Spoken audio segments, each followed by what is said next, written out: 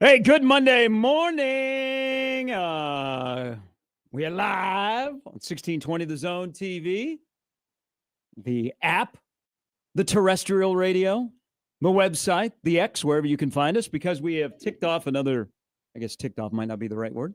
We have, ticked off. You know, like your little tick mark? Oh, I Remember thought tick marks? Yeah. No, I Tick thought it you were off. going with made somebody mad. Oh, no. We'll make people mad throughout the course of the show today, but not right now. We will. Pretty damn good about it. We are a week closer to the start of college football, 12 days away, if you like your Guinness and bubbling in Dublin. But football is closer on a Monday. We're just 3 weeks. You've never experienced this. You're a virgin when it comes to this. Oh, okay. You are 3 weeks away from the first Reaction Monday show when we will react. Well, no. Hold on here. We will not be on because Monday will be Labor Day. So it would have to be a Tuesday react after the opening weekend of college football ahead of the start of the NFL. I was going to say technically Friday, but reaction to the entire week of college football. Yeah, that's why it's it'll called be a Reaction Tuesday. Monday. Don't usually play on Thursdays. Well, yeah. But I was going to say we're going to have a whole reaction on Friday. So We will be welcome live. to the show. I cannot Welcome wait. to a football season. I love where I'm at right now, kind of in life, especially on the weekends, where my weekends just consist of. Whoa. Well, Are you going deep right away? no, not deep. I mean, I'm very happy. Get in life emotional right this weekend? now. After what I went through this weekend, Yeah, a little bit. We'll talk about that in just a moment. I'd like to have about 25 minutes of my life back. What do you mean you want it back? It was quite incredible. I feel like. We'll discuss in just a moment. Let me get to my point. I'm literally just watching NASCAR and reading college football magazines and previews and Brett Ciancia and Pick Six previews. And we are at the point yesterday when I was watching preseason football that it was like 3:30 and I thought to myself, I hope that there are night preseason games. Like I hope I hope there are a couple more. Like that's how much I want football. I was like, I wouldn't mind watching Stetson Bennett play against Joe Milton at 7:30 and then find out probably 2A through the quarter that all right, none of these guys are probably going to be on Well, the there was no roster. sports last night. There was no sports after Yes, 6 there was. o'clock last night. No, there wasn't. Yes, there was there was. no sports Yes, after there 6 was. o'clock last night. Does Even not I was exist. watching it. Does not exist. But when we have, make sure you remind me to ask Brett Ciancia this question. When we have him on our first Football Friday Fiesta coming up a week from this Friday, is how popular is his magazine in prisons? What? So Stuart Mandel wrote a very fascinating piece on college football preview magazines, Okay. which, the staples are Phil Steele and Pick Six previews. Some like to go to Athlon. Street and Smith no longer exists. Lindy's is still out there, I believe. Sporting News doesn't have one. But he said that football preview magazines, college and NFL, are extremely popular in prison. Because what else are you going to do? Like yourself. Sure. You got nothing else to do. So you're sitting and you're reading preview magazines. How about that gig? Are you saying that my It'll life is take a up some prison? time. I don't know. But you got a lot of time on your hands. I do. You're sitting in prison. You get your hands on a Brett Ciancia Pick Six preview. That puppy shows up in the middle of the summer. Like you're thinking, you're counting down the days. All right, 284 before I'm released. But you got that. It's a great piece. It was. I never even Read thought one about team every day. But he said that like Phil Steele's magazine is really, really popular in prisons. They're out in the prison yard and they're talking about not enough people are talking about Clemson, man. They're Probably returning so many starters. We're like, Teddy, I'm getting way too old, man. I can't even see some of the stuff in Phil Steele's magazine. You got a magnifying glass? Yeah, it'll cost you some smokes. They start yelling at each other about DeMond Williams. But good morning, everybody. You did not need a storm wake-up call. 2 straight days here in the Big O that we had some major storms roll through. How about Saturday morning? Tornado sirens went off. The wind, 90-mile-an-hour wind in some places.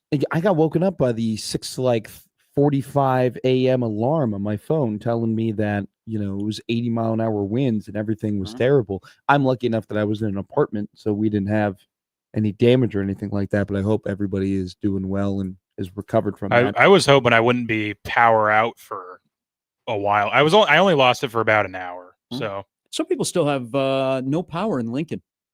Like Lincoln got hit harder than Omaha. Trees thrown around. Yeah. Out at Indian Creek, they had a delay on Saturday because of the wind damage. But was it really a storm, though? That's the question. How was it like a viable, real storm if Bill Ranby was not on the air? Okay. Because Bill Ranby did not make it back in at 5 a.m. on Saturday morning to tell us that this was a real storm. Wasn't rolled up sleeves. No rolled up sleeves, no Bill Ranby. So I'm not sure if it was a real storm or not. I think it was a real storm when I was golfing in Lincoln, and there were about 4 trees that got knocked down that were, well, I was going to say they were in the fairway, but that would make you assume that I was in the fairway. I was not in the fairway. I was in the rough. Thankfully, actually, in some cases, I was like, terrible for the golf course that they have to clean this up, but very nice for me because if this thing was still standing. You were playing a course where they let you play and they had trees down. There in were the fairways? there were 2 trees down. One was on the front 9, one was on the back 9, and one tree was just. It wasn't as both of them weren't very big. There weren't big trees. There were smaller trees, but if I were positioned behind them, I would have been screwed.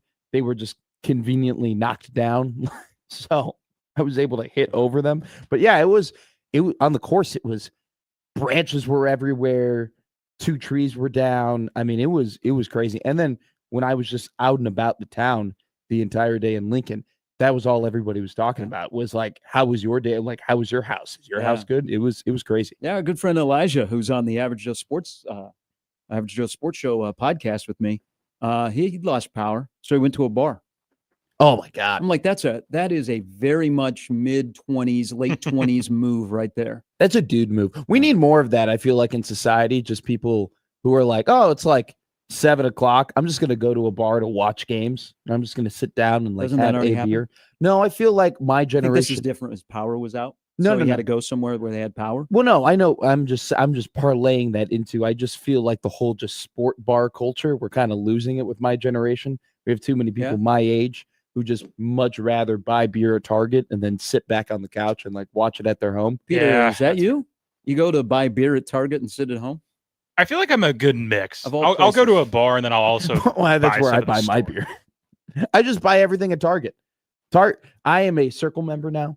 I feel like I've fully grown up into an adult because I just go to that store. Go to Hy-Vee. Hy-Vee's great too.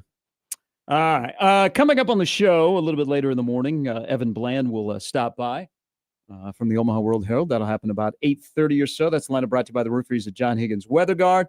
Good morning to all of the high school football players and coaches that are practicing. Today is the first day of high school football practice here in the state of Nebraska. I believe in Iowa as well, but I know for sure here in Nebraska. Tim Williams used to have his midnight practice on the Monday, like Sunday into Monday. That's at midnight. Papillion La Vista would practice at midnight. That's awesome. But he is no longer the head coach of the Monarchs, so I don't think they do that anymore. But they were like the first team to start football practice. But it is here in the high school football season, just like the Nebraska football season is, 18 days away? Is that right? 17 days away. 17 days away? We're 17 days away, or 7 days away from being 10 days away. I give, you know what? I give a lot of credit because Rhule the other day on Saturday was talking about high school football coaches. Yes. And I'm glad he brought that up because they may have the toughest job because they don't have all the resources, but they also are sometimes the most ignored coach in the process because always, hey, who's your 7-on-7 coach? Who is your quarterback whisperer? Who is your AAU coach? And the high school coaches that know the players that they coach more than and better than anybody else sometimes get ignored. So shout out to Rhule for acknowledging high school football coaches, and good luck to everybody that is practicing. It's been 9 months. We'll see you in Lincoln in late November for the high school state championships. And then, you know what? Hey, in Class A here in Omaha, let's mix it up a little bit, all right? Let's get a little flavor. Let's have a new team maybe break through, all right? That's all I'm asking for. Also today, because it is football mode, remember, no sports happened after 6 o'clock last night. The AP poll will be released this morning. Penn State, baby. Going to be number 1. You watch it happen. Oh, see, I think that the coaches poll was definitely like a respect type deal in terms of like what Sark has done and what Ohio State did. I think that the media, we are licking our lips right now to have this could be the year of Penn State, to have this could be the year of James Franklin, where we just talk about him over and over and over and over again. And like, can James win the big one? And I feel like a lot of the times we turn things into narratives. This narrative's real. Like he's got to go ahead and do it. Penn State's going to be number one for sure. Think so? I really do. You don't think the voters, the AP voters, want the massive showdown at the shoe to have number one against number two? That'd be cool. I think Texas. I get Penn State is yes. Yeah. But I think Texas will be number one. I will be curious to see if in this poll, if Ohio State and Penn State are flip-flopped. Oh, if Ohio State's 3. Like Penn State is 2, maybe Ohio State is 4. I'd be interesting to see. See, I think you and I are online because I was going to say that. I don't know if Ohio State's going to be 3 or 2 or 3. I think Ohio State will be 4. I wouldn't be surprised if Clemson slips into that 3 spot because there has been, especially over the last couple of weeks, I've seen more and more media members give out their own top 25 polls. I actually see Nebraska in some of the media top 25 polls. Funny enough, but Clemson has been a lot higher. And then you have people like who is going as far as putting Clemson number 1 in the media, which I think is a little ridiculous considering the fact that they lost 4 games last year and 3 of them were to SEC teams, and they barely got into the ACC championship. I mean, it's a popularity contest. Oh, for sure. And I think that I think Clemson is getting a lot of love because of the fact that they've built so much through high school, and people are. No, I think they're getting love because they return a quarterback, and they return. I mean, they're starting to look like old Clemson. I would think that. I think Georgia has a chance to definitely be in the top 5. And then curious on where Notre Dame will be placed. Because Notre Dame might be the only team that breaks up the Big Ten SEC juggernaut of the top 10. Oh, sure. Well, no, yeah, you're right. Because I'm thinking about the coaches poll. It really was throwing Clemson. So there would be two ACC teams. They are. I mean, Notre Dame. That is such a weird. Like Notre Dame fans using the whole "we are essentially an ACC team" excuse at everybody for the last couple of years has been incredibly funny when we tell them to join a conference. I'm like, all right, you still play Navy, you still play Boston College, you still play in like the 8 rivalry games that you're in. I mean, it's not an excuse. Anyway, though, I think I'm curious where Alabama comes in because that's another team too that's got that interesting mix of like they're returning a lot of guys on the back end, but they also have the amount of teams that just have quarterback. I don't want to say questions. That's why the guy in Lincoln looks so comfortable. He doesn't have that question. He's got a returning quarterback. Oh, yeah. Well, I mean, but I would even throw Nebraska, though, in there in terms of the questions of, is your guy going to take the next step, right? Because, like, there are so many teams, I feel like, that have that talented quarterback that could end up being, like really, really damn good. But you don't have it ain't a battle. It's the 11th of August, and you already know who your quarterback is, and you've known who your quarterback is for a while. So I think that helps a lot with the comfortability. I think Matt Rhule, just because I was there on Saturday, and I just think he looks very comfortable, very, very comfortable. Probably the most comfortable that I've personally seen him. He should. They don't have to institute their culture. They if pressed, they have to defend their culture, which they really don't. And I would think, and I've said this for the longest time, once you have all that stuff taken care of, it just comes down to we got to go play football. All right. We're either going to be good enough or not going to be good enough. It has nothing to do with a guy's not bought in or a guy has PTSD. You know what? You've done everything for 2 years to try and turn the tide. You like the roster you've assembled. You're still not an elite roster, but you're a roster that's good enough to have success and stack wins. I would be comfortable too. I mean, now you just let it ride. You know, what else do you have to do? You've done everything to get the camp started. I mean, 3rd straight week, you got to avoid injuries, and you hope it's not a significant frontline injury instead of a depth injury. But I can see why he's comfortable. Just go play football. Hey, we're going to play Cincinnati on a Thursday night at Arrowhead. We're either going to win or we're going to lose, and it has nothing to do with, oh, my God, we just don't have the right guys. We like our football team. I think, and it's not knock on the past 2 teams that he's had since he's been here, but when he was talking about Emmett Johnson and Dylan and just the team in general, it wasn't like because I feel like coaches all the time are like, oh my God, I love this team, or this team is great. Yeah. It seemed like a very genuine, like, because he was saying those things. He goes, I love this team, but it seemed very genuine that he loved coaching these guys, and he loves the energy. He's said that multiple times now about, and has given multiple stories about that he pulls guys off the field and they want to keep practicing and they want to keep playing, to the point where I don't think he's being hyperbolic about it. Like, I do really think that he's just built a team that just loves playing football, and he truly, truly cares about them. Like you said, though, this is all, and I was thinking about this listening to Troy Dannon when he gave his State of the Union on Friday. I'm like, this really just comes down to scoring more points than the other team, where it's just like they have. Yeah, all the other BS is out the window. I know. Just play football. But it's nice. It's nice that the other BS is out the window. And I think that we always acknowledge that there was probably other BS going around that you were hoping wasn't fully affecting. And it might not be BS, might not be the right word. BS, it might be there was just, you had to go back and touch first base. Yeah. You had to do some things that had been skipped over, and you went back and did those, and you like where you're at. Well, when I was saying BS, I think I was referring to more than just before Matt Rhule. I'm probably dating back to the era before Matt Rhule when we're talking about that stuff.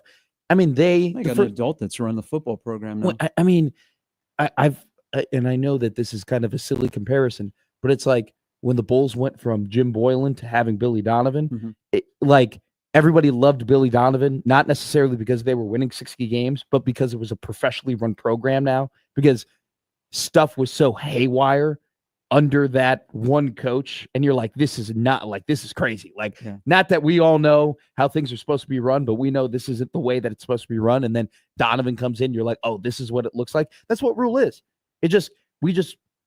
We look at him, we're like, all right, this is probably how a football program should be run. Like, if you're going to win games, this is probably the image of which it looks like. Yeah. I think also, and again, we're going to set ourselves up to get the groin kick or do the groin chop to other people. I think comments are believable. I think there is more now. If somebody says it, you're kind of starting to buy it instead of pushing back on every comment that comes out of fall camp. Oh, like, oh, that's just coach speak. Now you're like, yeah, okay.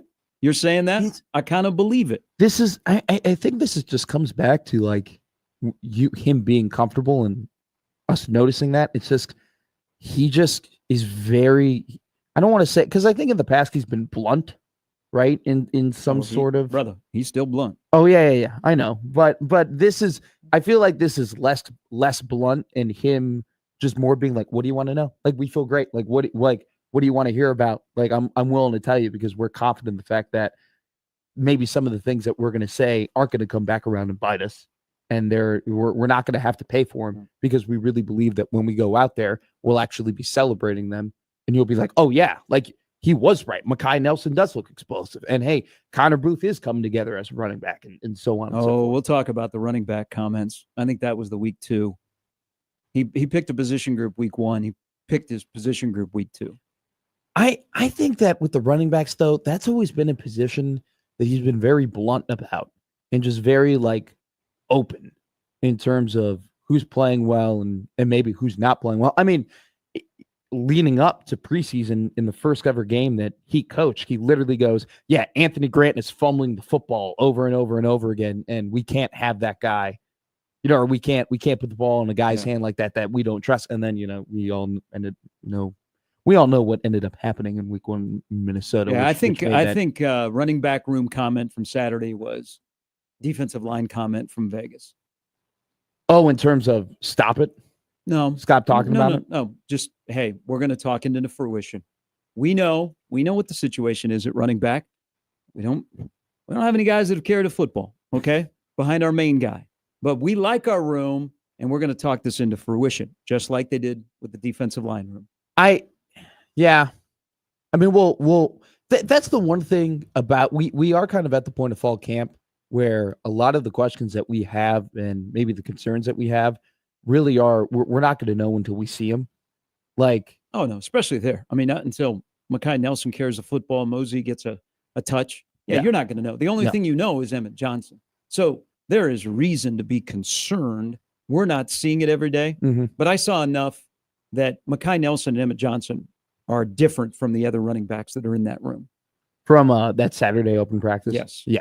They are different. I think that the difference, though, with the D line to the running back room is that I think that you could probably make the argument to me that you've seen it more with the D line. Oh, most certainly. And that it's not the I feel like Mekhi Nelson and the guys that are behind Emmett Johnson really are just hypotheticals where you're kind of just closing your eyes and you're just like, okay, like, hey, like we'll believe you. We'll sure these guys can play and we'll see it when it happens. The D line is just frankly, they just haven't been out there enough to do it at all. Where it's like, if you go back and you watch, especially I think more so year one than year two, like Cam Linhart had some incredible flashes and Riley Van Poppel had some incredible flashes where it's just like, man, they're going to hand the ball off to Mekhi and then it's just going to like, all right, let's figure it the hell out. But I do like the fact though that you do just Emmett and Rhule kind of said it in terms of pelts on the wall where you know that he's just going to grab that ball and he'll just run and they're going to be efficient that way. I think he is way farther along in terms of any of those guys on the D line and in terms of production. Yes. But yes. I By just far. I just think that this is good. I'm ready for Cincinnati. That's just Right. really what it is. We'll take a break. We'll come back. Evan Bland coming up in about 2 hours. Lots on a weekend of football. Also a big Cruton weekend. And the champs are here. They actually play at the John Cook Arena. They are the biggest celebrities in Nebraska outside of the quarterback. Yeah. There is not even a conversation to be had. If you play for Nebraska volleyball in 2025, you are a bona fide rock star. And they might be the biggest celebrities that Nebraska athletics has ever had outside of football players. And also remember, football players, they wear helmets. Yeah. Volleyball players, you know who they are, and there aren't as many of them. Incredible turnout on Saturday. We're talking about a scrimmage. Sold out. Hello. All right, we're off and running. Peter is in for Jimmy. There's Matt. I'm Gary. We're back with more Gary and Matt after this on 1620 The Zone.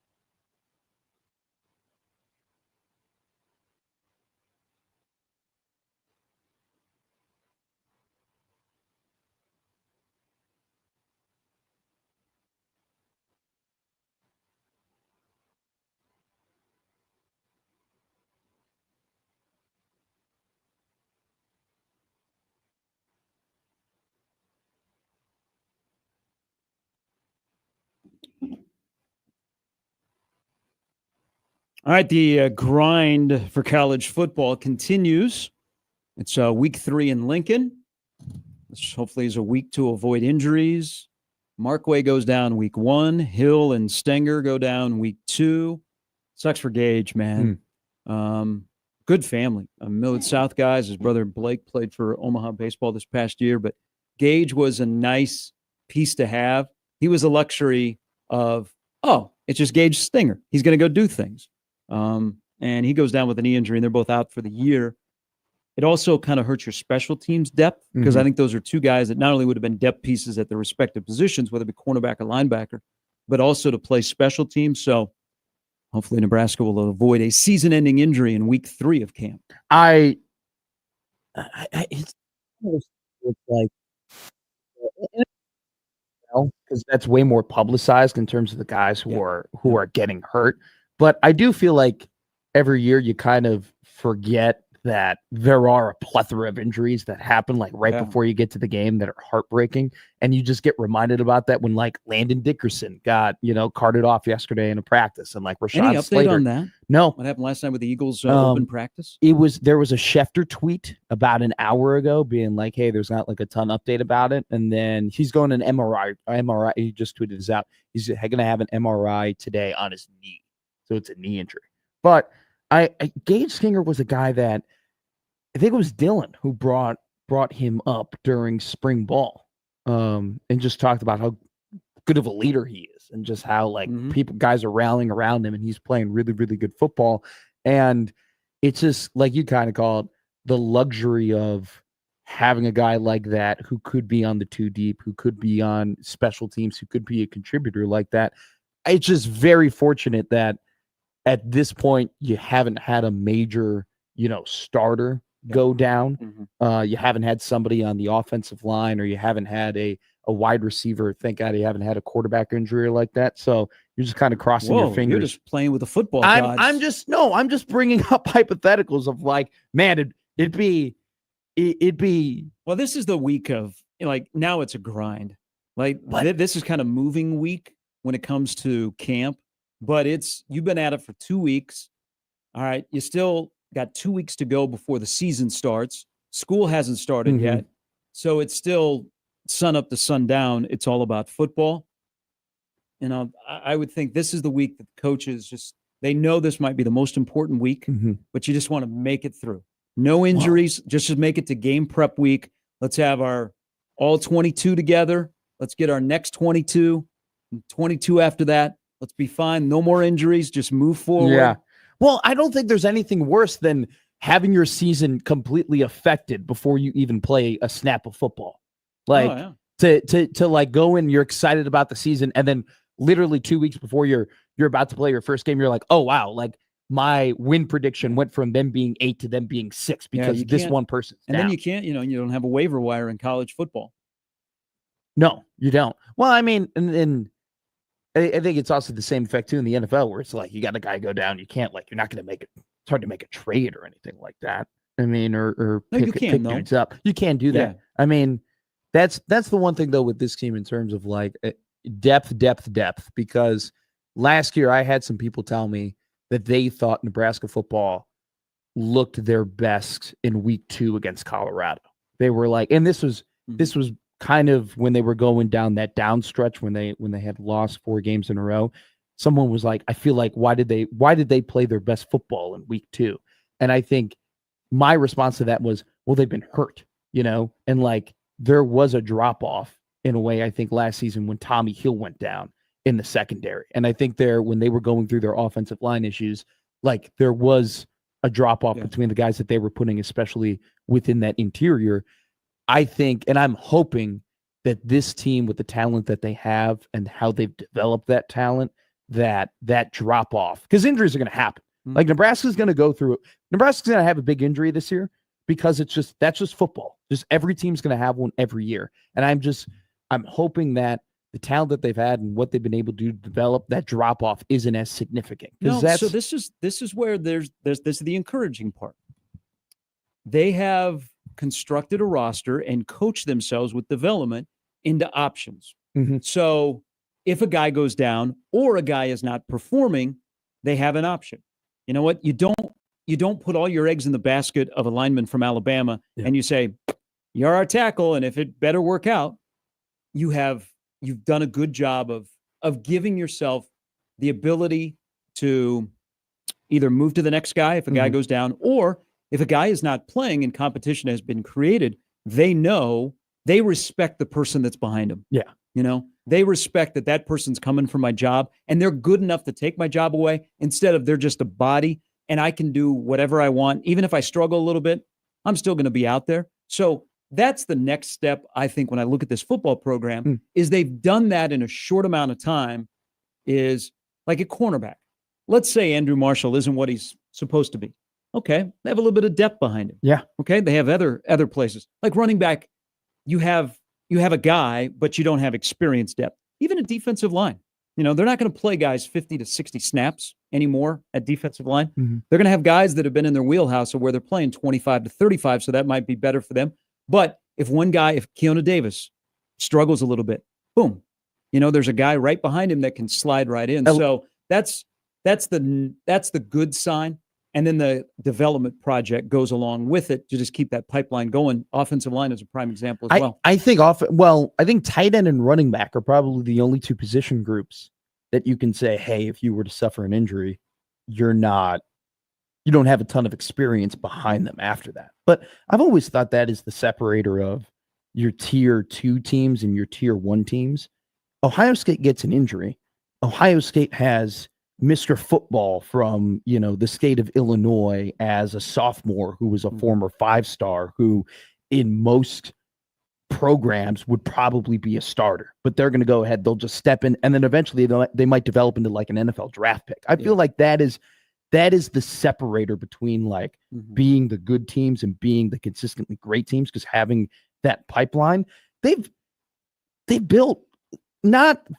haven't built a pipeline up to that level at all. They're still a ways away from that. But I remember year 1 of Rhule, I know we talked a lot about the quarterback situation, and that was the story of the season. And I think their turnover differential in year 1, Matt Rhule's minus 17. Oh, through his career? Yeah. Or no. Minus 17 season 1. Oh, yes. Yeah. Oh, that turnover differential is so terrible. But people forget the injuries that they suffered, like wide receiver wise. I mean, they had Billy Kemp had a major injury. I think Marcus Washington had gone down at one point. Like, you were getting to the point where it's like, who the hell are you throwing the ball to? And guys that you were planning on redshirting, like, and younger guys that you didn't want to play a whole lot, like, had to go ahead and they had to play. You don't really have that anywhere on this team, I think, outside of running back, which is like a massive step forward for this program. I also, there's another interesting development, and it should benefit you in some way this season, but you look at the position groups and you can see the present and the future working together. Like, I look at wide receivers. I can see what their present is, like with their top 4 wide receivers, from Key to Barney to Hunter to Cortez Mills. But I also can see the Keelan Smiths, the Clarks, and the Jones that are standing in that same group. Yeah. So they're starting to, I just think their construction of the roster is a lot better in terms of not being one-sided, where it's not, hey, we've got all these defensive backs, but most of them are seniors. Okay. Sure. And now we're going to throw a bunch of true freshmen or redshirt freshmen into it. They've kind of constructed it where they're just handing off the baton from one class to the next. And so guys are learning from the person above them. And I think that's probably, in my mind, happened a little bit quicker than I thought it would. Well, the offensive line is, you essentially, behind your starters, have a bunch of really young guys who they could probably just end up like the 2 deep, the guys who are like backups on the offensive line in like a year or 2 years, that could just be your starting offensive line in general. Like, you see the future in terms of like what they can develop. But there. Don't you think also that is of this season? And you hope there's just 8 to 9 offensive linemen that play all season long. But that's an area where they not only have to be good this year, because I think if they can protect the quarterback, that'll go a long way to Nebraska getting to where they want to go win-wise. I mean, offensive line is huge. They take care of Dylan, then you can cook with peanut oil behind him. But it's also important this year, because when this season is over, you're going to say goodbye to a lot of guys on that offensive line that Yeah. played a lot of football, and you better have your next guys ready to go, because I think in the game of football, especially the college level, your mode of optimism is truly based on the offensive line. If Nebraska has a all-conference offensive line, you're talking about a playoff team. Look at the blueprint for how teams recently have won college football championships. They're usually an older team. Mm-hmm. They usually got a good quarterback. They got a good running back room. They're good in the back end on defensive backs, but their offensive line is really, really good. So I think in college football, that dictates your optimism more than any other position group. I think we both can agree that if the offensive line, if they actually are a strength of this offense, there are problems that you might have with this team that will be solved just because of that. Yeah. Like if you're concerned that Rhule might not take the next step, or if you're concerned about the running back room, or if you're concerned about maybe wide receivers getting open, like the offensive line just being great solves all of that. I mean, it's just one of those football. And also too, we talked about this a couple of months ago. I mean, I think all the way back in February, like more and more football teams, not just at the college level, but the NFL level too. Look how much they are investing in both lines, in the defensive line and the offensive line. There's a reason why offensive linemen in the transfer portal cost so damn much. There's a reason why in the NFL, when we look in the first round, the last couple of years, look how many D linemen, especially interior D linemen, are being drafted in the first round. It's just, it's just this game with how much speed and athleticism there is. Teams are realizing, all right, we have to be just as physical. We have to be just as tough. We just have to be just as strong. And so I think the O-line, we haven't dove into it too much because it's one of those position groups we're comfortable with. But if they can even burst through the ceiling that we've set for them, it's not going to be 8 wins. It'll be more than 8 wins. Well, give me a team and tell me how many seniors you have or how many experienced guys you have, who your quarterback is, what your offensive line and defensive line look like, and what do your DBs look like. And I'll tell you if you can win the national championship or not. I don't think that. Well, and I think this is what I'm about to say is a little bit more catered toward pro football as opposed to college football. But I really believe in you got to have 5 positions. You got to have 5 certain things in order to be a championship contender. And those 5 things are you have to have a stud tackle, offensive tackle. You have to have a stud wide receiver. You have to have a stud corner. You have to have a stud D lineman, and you have to have a stud quarterback, right? If you have those 5 things. And it's like, where are 2 of them rooted in? Both the edges. Got to have a stud edge. You have to have a stud O-line. And like Ohio State last year, they had some offensive line issues in the middle of the season. I mean, we saw that case in point when they played Nebraska, that they were struggling with some of the injuries that they had. But when they threw over Donovan Jones to tackle, that changed everything for them. And you look 2 years ago to Michigan, that the strength of that team was that offensive line. So I'm not trying to get like overly excited about the O-line, because if I get overly excited about the O-line, I'll be chugging the Kool-Aid. But it is one of those things where it's like, if you were to pick, hey, why do we have to say chugging the Kool-Aid? Why can't you just say, I'm a football knower. I know what my eyes tell me. Well, no, I think that's just a Nebraska thing. I think that's just me. That's just me using Nebraska lingo. I mean, let's leave the Kool-Aid in Hastings, okay? Stop the groupthink.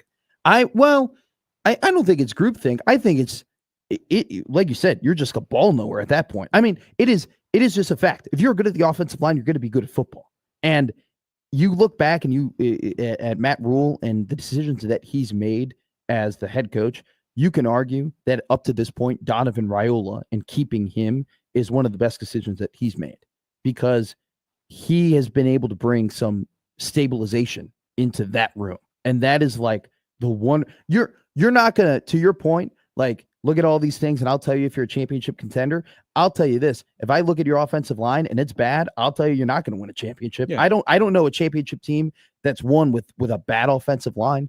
They've gone from they're not really a concern, but they need to have all conference material in that offensive line. And they could have a couple of guys this year that play up to that. But for them to really make the next jump, it's got to be guys that are getting postseason accolades that are playing on that offensive line. I think you can say that about so many of the position groups on this team this season. Like you go down the line, secondary, offensive line, wide receiver room. You're very comfortable with what you have, and you know that you're going to have. There's not a question of whether or not you're going to be able to get Power 5 production from any of those rooms. It's just, do you have a superstar? Do you have a draft pick? Do you have a future All-American? The best teams in the country that are winning the games that Nebraska wants to win do. All right, we'll take a break, come back a little bit later. Evan Bland will stop by week 3 in Lincoln. Again, the AP poll comes out today, the popularity contest. Who will have all their nice little bands on? Who will look all pretty? Will we be doing this? Also, Hopefully. There's an incredible stat out there whenever the AP poll comes up that involves Alabama, among others, and a little bit of Nebraska. Plus, we'll talk some NFL preseason. People got really emotional over the weekend. We have a new Tim Tebow in the NFL. Whoa, who's in? We do? Oh, stay tuned. I'll tell you. It's to come excited. as we roll till 10 on a Monday morning. Gary and Matt with Peter on 1620 The Zone.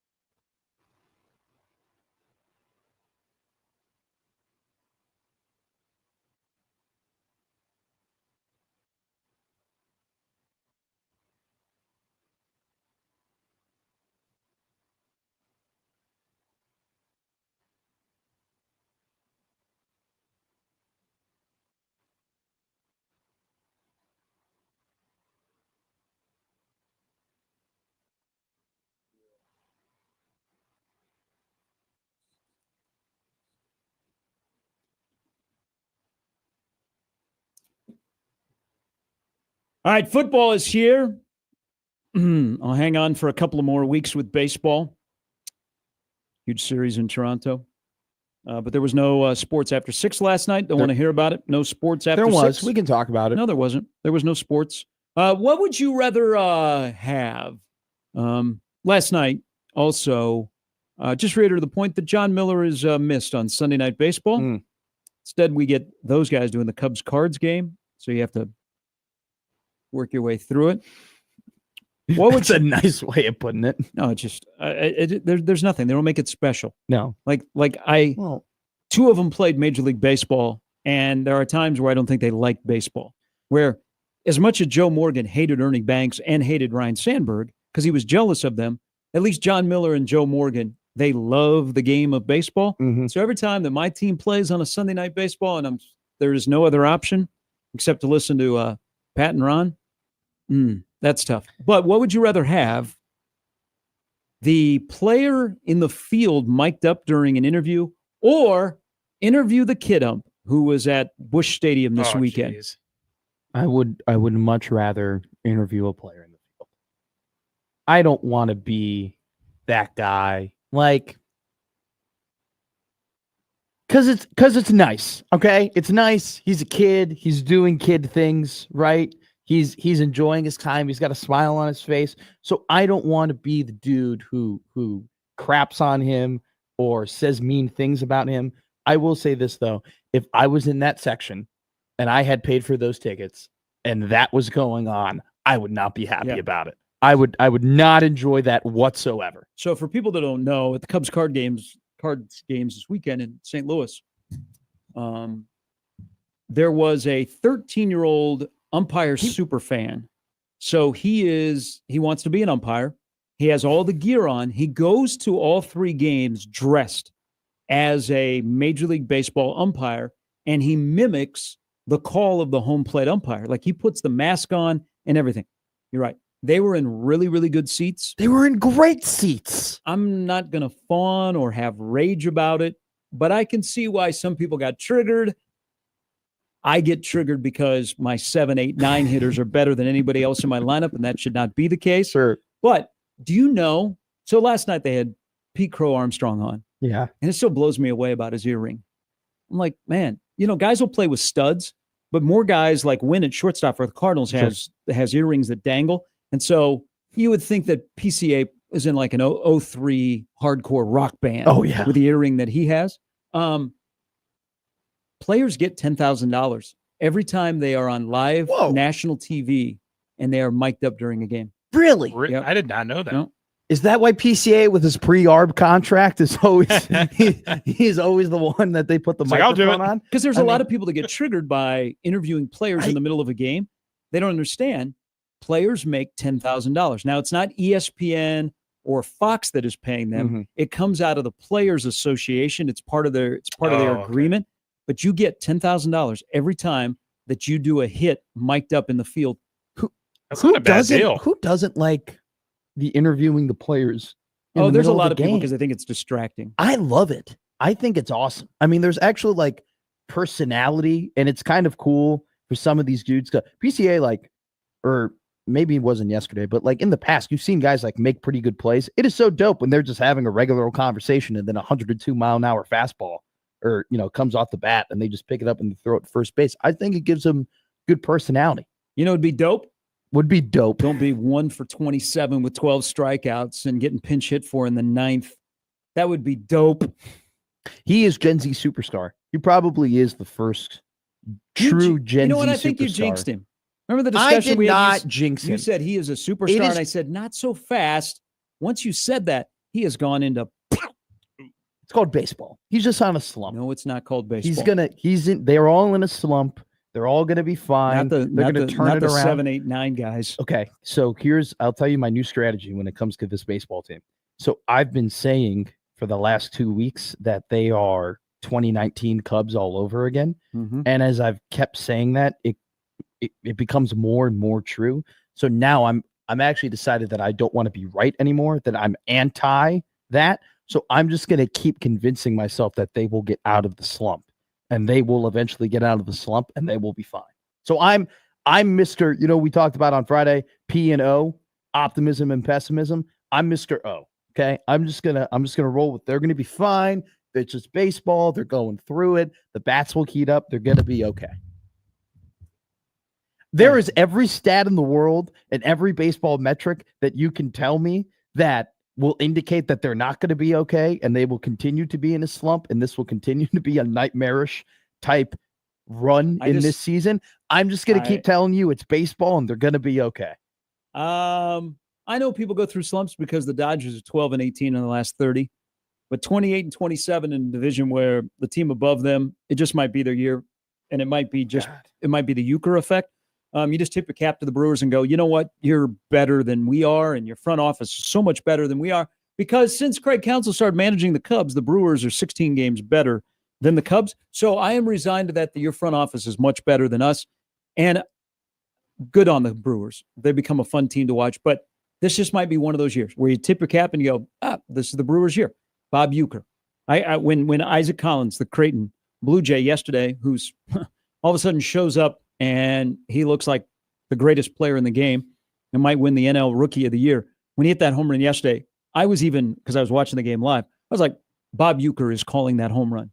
Oh, sure. Yep. Well, but here's the thing, is I like and I loathe this current team. Just get me into the postseason. Got a huge series with Toronto. And then a week from today is the 5-gamer with the Brewers at Wrigley. And a week from today is the doubleheader. Is just get in. Okay. And then we can spend the offseason berating the ownership and what they did not do at the deadline, and let Kyle Tucker go and let somebody overpay for him. Or, you know what? Do this. Go, hey, Kyle Tucker's injured. Let's put him on the IL. And why have we waited so long to do this? Thank you. I am firmly off of the pay Kyle Tucker money train right now. Pay Kyle Tucker like $40 million or anything close to $500 million, because you pay guys that type of money so they are slump busters. So you don't go through a slump. So when you are in the dog days, you're paying this dude $40 million to know, hey, I know that they'll always be good for 290 and 35 homers, and we'll be able, their offense alone will be able to carry you to beat bad teams during a slump. He is slumping with everybody else. Like he's worse than most of the guys. He's been terrible since the All-Star break. He's been awful. And then last night he missed a cutoff guy. I think remember he got injured last year in the second half of the season with the Astros. I think he's injured. I think the finger is bothering him, and they just keep running him out there. The other thing about last night, this is when you know you're in a slump and things aren't going well. So Counsell has this thing of where sometimes he'll pull pitchers too early, and he has done that with the guy that was throwing last night and has been really, really good. Show has been great. So he let him go with the Reds, pulled him at 92. Pretty sure he was at 92 last night. Last night he waited too long before he pulled him. So you can't catch a break right now. I like and I loathe him. Huge series with Toronto, then to the Pirates, and then the Brewers.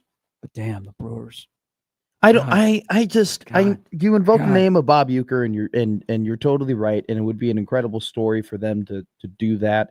But I just can't stand them. I can't stand them. Like the Cardinals, I hate their fans. Okay. Yeah. And their fans don't show up for games. And good on the Cardinals. I guess they're now 3.5 out of being in the wild card race. But their fans have abandoned them. The Brewers, their front office, man, people show up in Milwaukee and all of a sudden they're great players. Look at Vaughn. Vaughn shows up Vaughn was terrible with the White Sox. He goes to Milwaukee and you're like, oh my God, who is this guy? that happens across the board. So I can't get upset by that because that's a Brewer thing. So I know that our front office struggles at times. Just figure it out. Thank you. Okay. Can we go the Brewers have never won 100 games. Whoa. Really? Yeah. I did not. Yeah.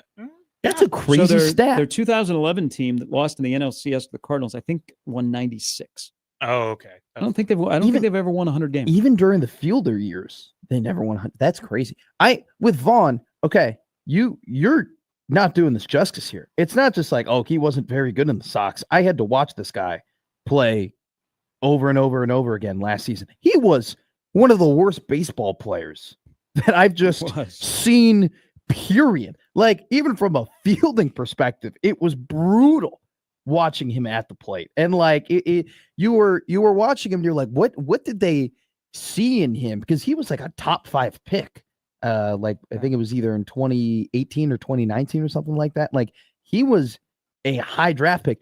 You're totally right. Like, one of the best hitters in baseball. But even like Quinn Priester, like they go ahead and they sign him.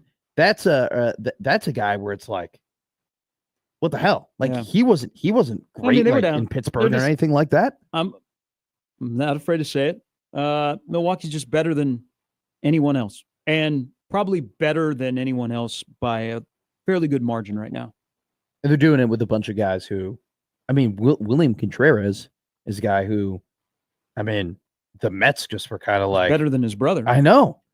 They kind of wasn't William Contreras on the Braves and then he was on the Mets and then now he's, killing it with the Brewers. I mean, it's just they just find a way to just get these guys and unlock them, and it's incredibly frustrating when they have the payroll that they have and your team has the payroll that they have, and it's way higher than what they're doing in Milwaukee. And Milwaukee's way better tell than that you. to the Yankees who are looking over their shoulder at the Guardians.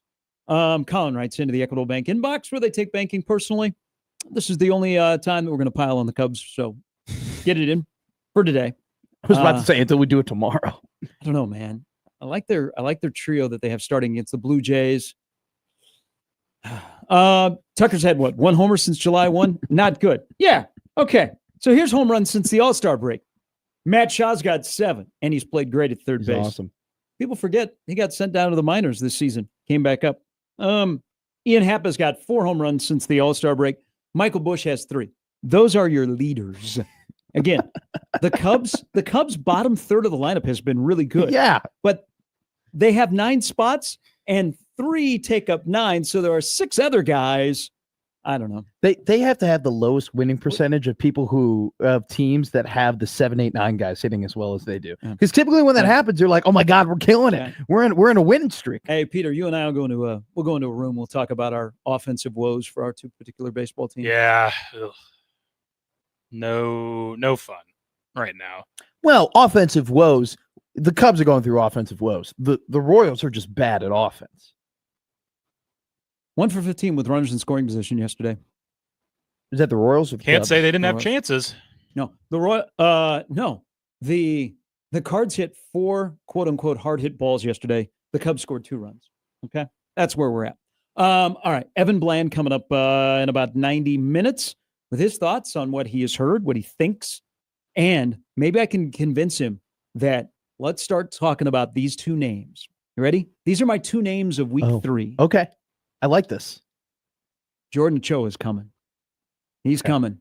D lineman. You or Jack. You might want to wear. You might want to go find his jersey to be wearing at Arrowhead. Okay. Really? He's coming. Okay. Hey, well, they need it. They need sacks. McCullough, McGahee, watch out. Jordan Ochoa is coming. Then another guy that isn't going to possibly be a starter, but I bet this is a big week for Pietrzak. I bet Cade Pietrzak gets mentioned a lot this week. Cade Pietrzak. Mm-hmm. Look up the name. Learn the name. Learn how to spell it. Maybe I'm pronouncing it wrong, but learn. He's coming. Those 2, I would expect to hear a lot about this week. He's a 6'5", 265 freshman D lineman from West Fargo, North Dakota. He was a state champion and top player for Cheyenne High School in North Dakota. Pair of state championships during his career. Okay. I've never heard of. I did not know who this guy was. Nebraska got a steal. Was he? So is he a true freshman or is he a redshirt freshman? He's a true freshman. He was the 2024 Max Preps North Dakota High School Football Player of the Year and Class 3A Senior Athlete of the Year. He had 72 tackles, 19 tackles for loss, and 2 sacks. He was first team All-State. Cade Pietrzak. That is, I think, the first time in maybe like 3 years where somebody said a name on the roster, and I was absolutely baffled by not knowing their name. Okay, There we go. They've been Two names to they've been watch. blown away by him. So you're hearing those are two guys who've had really, really good camps. Those are two guys that I think you'll hear more about this week. Look, though it makes a ton of sense because they lost, and I think it was maybe it was Sipple, someone that we interviewed brought up MJ Sherman. And it was the first time that we had brought up MJ Sherman in a while. Like, I don't think we're talking about enough, not because we say a lot about just the D-line and the inexperience and like, hey, we're worried about the run game. But like, I cannot make this any more clear. They lost 24 and a half sacks from last year's team to this year's team. Like, they need to find it. And it's not just going to be finding it by, oh, you're going to have one guy that's got 9 and one guy that's got 8 and one guy that's got 7. Like, they have to do it by committee like they did it kind of the last 2 years under Tony White, which is honestly, when I hear John Butler, when they talk about John Butler and how aggressive he's been and the exotic looks that they're giving and the pressure that they're bringing, like, they're going to have to get a little bit weird and a little bit creative when it comes to the pressures that they're going to have to show teams, because you don't have that Randy Gregory. You don't have that Ndamukong Suh. You don't have just that pure thoroughbred pass rusher coming back this season where you're like, all right, we know that we're going to line them up in the 7 and they're going to go and they're going to get a sack. So you need guys like Petrozak and Ochoa to like step up and fill those roles.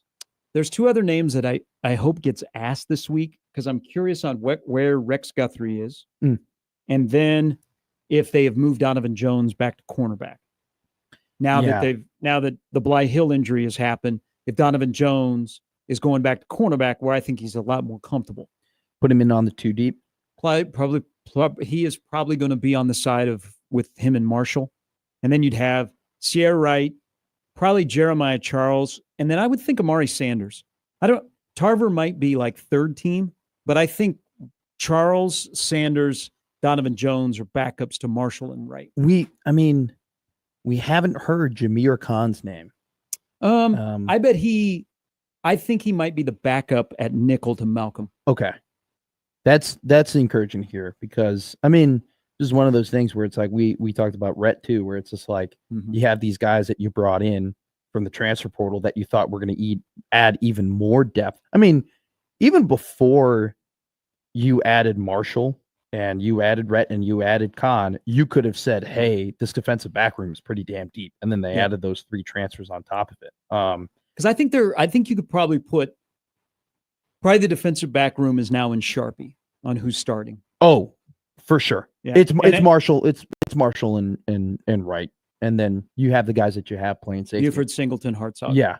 Yeah. I think that's all in Sharpie. And they've played so much football together to the point where, I mean, and which is why I asked Rhule about the chemistry part of the secondary and how important that is. Like, I do kind of love that those 3 guys that we mentioned on the back end have played so many games together that they can communicate. And last year, I feel like they did kind of get themselves in trouble at times in the secondary. All right, here is Andrew on the Prairie Flower Casino Zone hotline.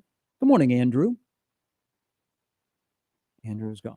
Andrew, call back. Wait. Andrew starting school today. So more schools are starting today, which yesterday, I don't know if you guys were out and about, the last weekend before school really kicks off is very peoply. What? Very peoply. You know what I'm talking about, Peter? I know what you mean. Peoply. I've never heard that. That's not a word. It's a word. It's a made-up word. No, peoply. You just see a lot of people out. Yes, so it's very peoply. It's like, just, I imagine if you were Everyone wants to be there. Any place that sells school supplies or school clothing, like the outlet malls, any of the mall here in town, anything like that, probably very peoply. Probably like a lot of people that were out. It's not a word. No, peoply. You've never been to a place. Derek, the more you say it, doesn't mean it becomes more valid. Peoply. That's not a word. If you know, you know. It's called crowded. It's just crowded. No, that's too easy. Just say it's peoply. Exactly. What do you mean? Why? People why might is not like crowd, so you walk in and you're like, oh my God, it's the last full weekend before school starts. It's very peoply in here. I got no shot. Like, I used to walk into this place and I could have it to myself. But now everybody's going back to school. It's very peoply in here. You're going to ask me, yeah, how is that place? I'm like, it's a nice little hangout, but it's a little too peoply for me, Yeah, some people like to go and hide. They like their own little, like their own little cubby. Like they go to a bar and you just want to be there. Oh God, okay? yeah. You're a former Husker who's got a little bit of a baggage. So you go to a local bar here because it's not really peoply, but you can just sit there at the edge of the bar and it's dark and no one, people walk in and they just know you're there. They don't come up to you and they want to talk about that great play. You are anti-peoply. Some people don't want to be around crowded places where it's peoply. You know what? I'll give you a ton of credit. Some people do just want to be in the booth in the corner. You know, they just want to live their life with the one lampshade and nobody with the hood up. I mean, I don't. I do think this is an underrated part of when we judge places. There is such thing as way too many people at a place, but there also is the person that's thing. making money off of all those people probably would disagree, but Sure. I get where you're going. Sure, here. but there is also such thing as there's not enough people. Like I feel like bars, like each bar individually has a perfect capacity. Yeah. Of like this one bar might be like, oh, this is perfect when it's 78% full. This bar's perfect when it's 83% full. Like you can still get a drink, but like you can't walk too far without having to meet a new person and get to talk to them. It's just a very good environment. Exactly. I was about to DJ at a rooftop bar in Blackstone the other night, and then it became very peoply. What do you mean you were about to DJ? There were only like about 6 of us. We were crushing the ice cream shop across the street. Okay, I get what I was like, you people are brainwashed. It's not that good. It's okay. It's okay. I'm a fan of it. They got that one little flavor that's their thing. Butter brickle. Yeah. I do like the butter. And it's decent. I'm completely in the minority when it comes to coneflouring. That I did not have a good experience there. It was nothing special, and I believe that I am a good ice cream connoisseur. Sure. Like it was not above and beyond any ice cream I've ever had. I also but they have and so to a lot of people it is really good. So I'm not gonna, if you go there and you stand in line for 30 minutes, good on you because you like peoply. Okay, but some people love peoply. I think it's very trendy, very very trendy. Well. But I was across the street and I was just staring. People are lined up. It's like it's hot out, and I'm like, why? Ted and Wally's. So first off, Dairy Queen. Whoa, wait, time out. First off, can't beat a good Dairy Queen. I've never been to Dairy Queen. Can't beat a good Dairy Chef. Never. I've never been to Dairy Queen. Whoa. I grew up. It's a local place. There was Buffett owns it. Still does. Growing up where I grew up, there was a place called Dairy Star. And it was like a legendary ice cream place, and it was so much better than anybody else that we only ever went to that spot. So I've only really been in one ice cream shack my entire life. Ted and Wally's is awesome, by the way, big fan.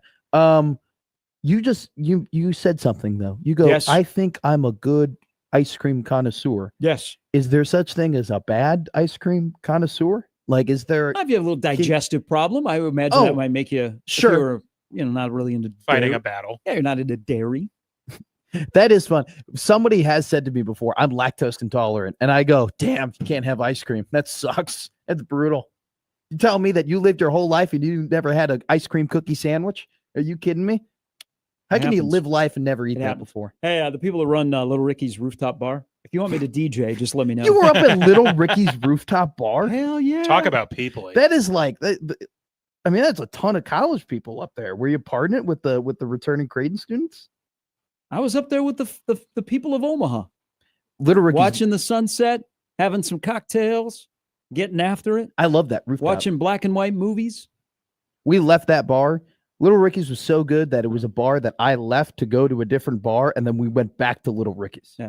My whole goal is to be the DJ there.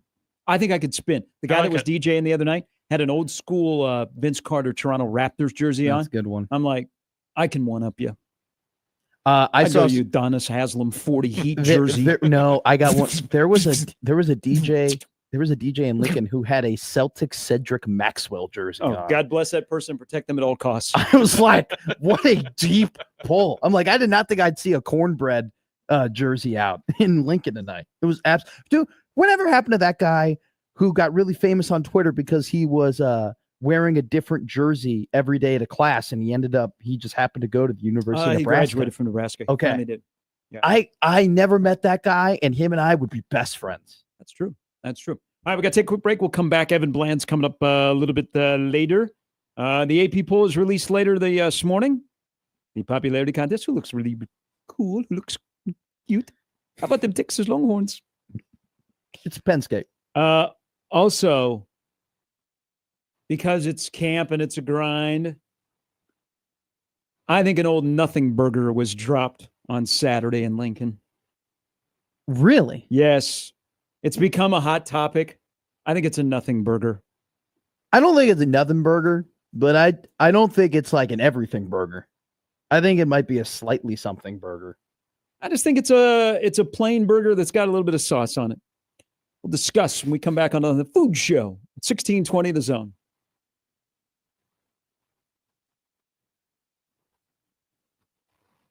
This particular weekend was not good. Storms rolled through the area, and you're waking up on this Monday, and you're like, okay. We have wind, hail damage to our roof. Your most valuable asset, of course, is your home. And do not just trust it to anybody. Now, you have a lot of options, especially here locally, a lot of contractors. But you do not have the option that Moose Roofing gives you. Well, actually, you do have that option, and you can find out why. Schedule an inspection today. If you're seeing, okay, we got some leakage in the attic, we got some shingles that are off, my home took a beating, and there were 80 to 90 mile an hour winds over the weekend. Don't hesitate. Schedule an inspection with Moose Roofing. Let them come out and sit down with you and get to know you, first of all, and then get to know what you think might be the issue, and then they go to work. They get on your roof, they get in your attic, they take pictures, they take video, then they sit down with you, and they tell you, because the communication is one of the most important things in the Moose Roofing Company, they tell you what they're seeing and what the fix could be.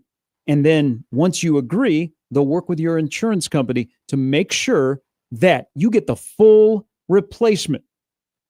That's what they do. And then they go to work. That's what they do for you. They are the MVPs of roofing in Omaha.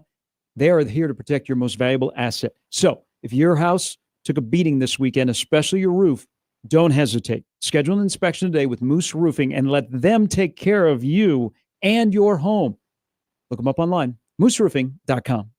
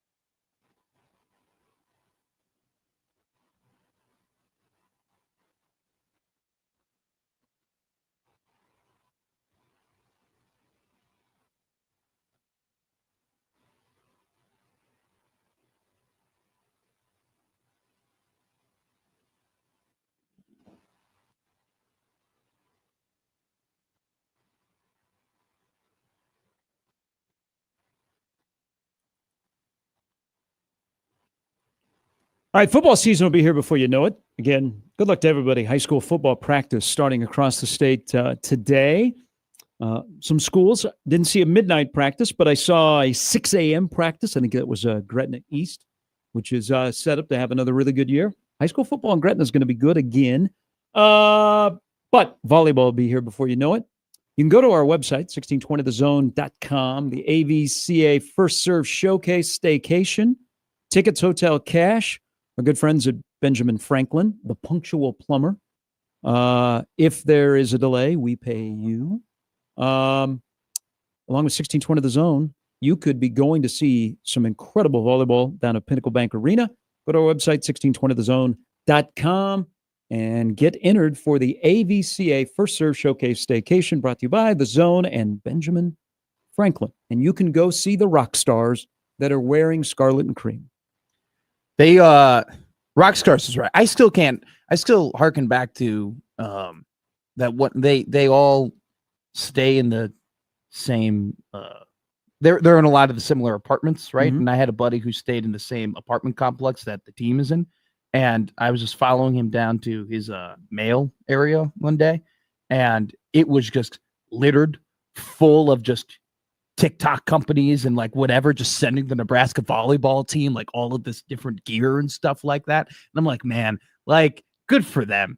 Like that's got to be an absolutely incredible perk, especially now. Like I feel like college athletes, like obviously if I was a college athlete 20 years ago, I would be mad about like, all right, I wasn't able to get paid. You know, I wasn't given actual cash, but I think I'd be more pissed about the fact that I didn't get all this free stuff that like some of these people get. Like it's awesome. Just free clothes. Like you just never have to go shopping. Troy Dan the other day talked about the expansion of the John Cook Arena after the season is over. The most important part, which has never made sense to me that finally will make sense, is they're going to have one dedicated student section. So they've got like these 3 little small student sections for Nebraska volleyball, and it may have to do with availability, but now they're just going to have one student section, which is a great idea. But they are people watch Nebraska volleyball and follow Nebraska volleyball like we did with Nebraska football in the 90s. You're like, every match, you're like, gonna crush them. And like, you know the players, you know everything about them, you know the strategy, you know the other team, and it's like, gonna crush them. And you consume every piece of content that is out there. And if there's an autograph session, you're there. I mean, they signed on Saturday on their fan day. And they didn't open it to everybody. They had a limited number. They signed for like 3+ hours.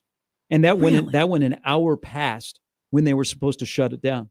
That's awesome. Yeah. That's great. I was out at a Lincoln establishment in the Haymarket at about 12 o'clock after Matt Rhule spoke at his presser. And there were people who were eating there and like all dressed in red and everything like that, like pre-gaming a scrimmage. Pre-gaming an exhibition game, like having the whole family like getting ready for the day. I was like, oh yeah, I forgot that like the volleyball scrimmage was today, but it was just like it had the vibes of like regular season like games, and it was just the two teams. No, we're just gonna have fun little scrimmage, and you had people like excited for that. It's crazy. It's awesome. They have found the next superstar in Sigler. I mean, their junior class is great. If Harper Murray's all-around game continues to improve, she could be Player of the Year candidate.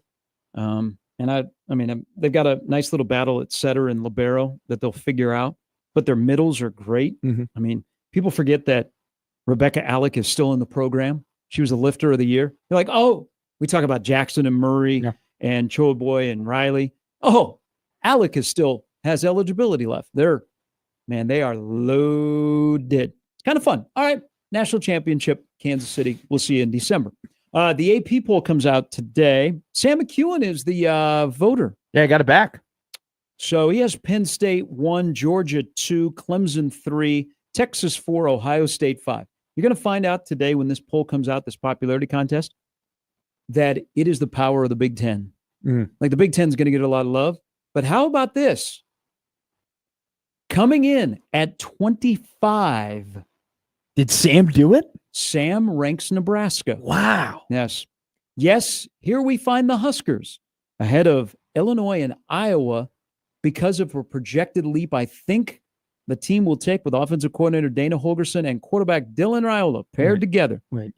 Sam has Nebraska ranked 25th in his preseason poll. He didn't rank Illinois? He did not. He has Indiana 14. He has USC 20, Michigan 23.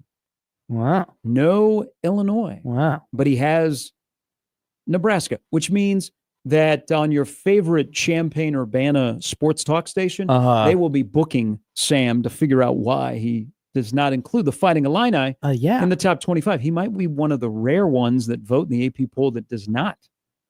I don't think there are going to be a lot of people who don't have Illinois on their AP poll, and also too don't have Illinois pretty high on the AP poll because the coaches poll they were 12th. I mean, they were high up on there. So I think I know what I'm gonna ask Sam when he comes up on the interview. I think that this is I really do think that it is appropriate to rank Nebraska 24th or 25th.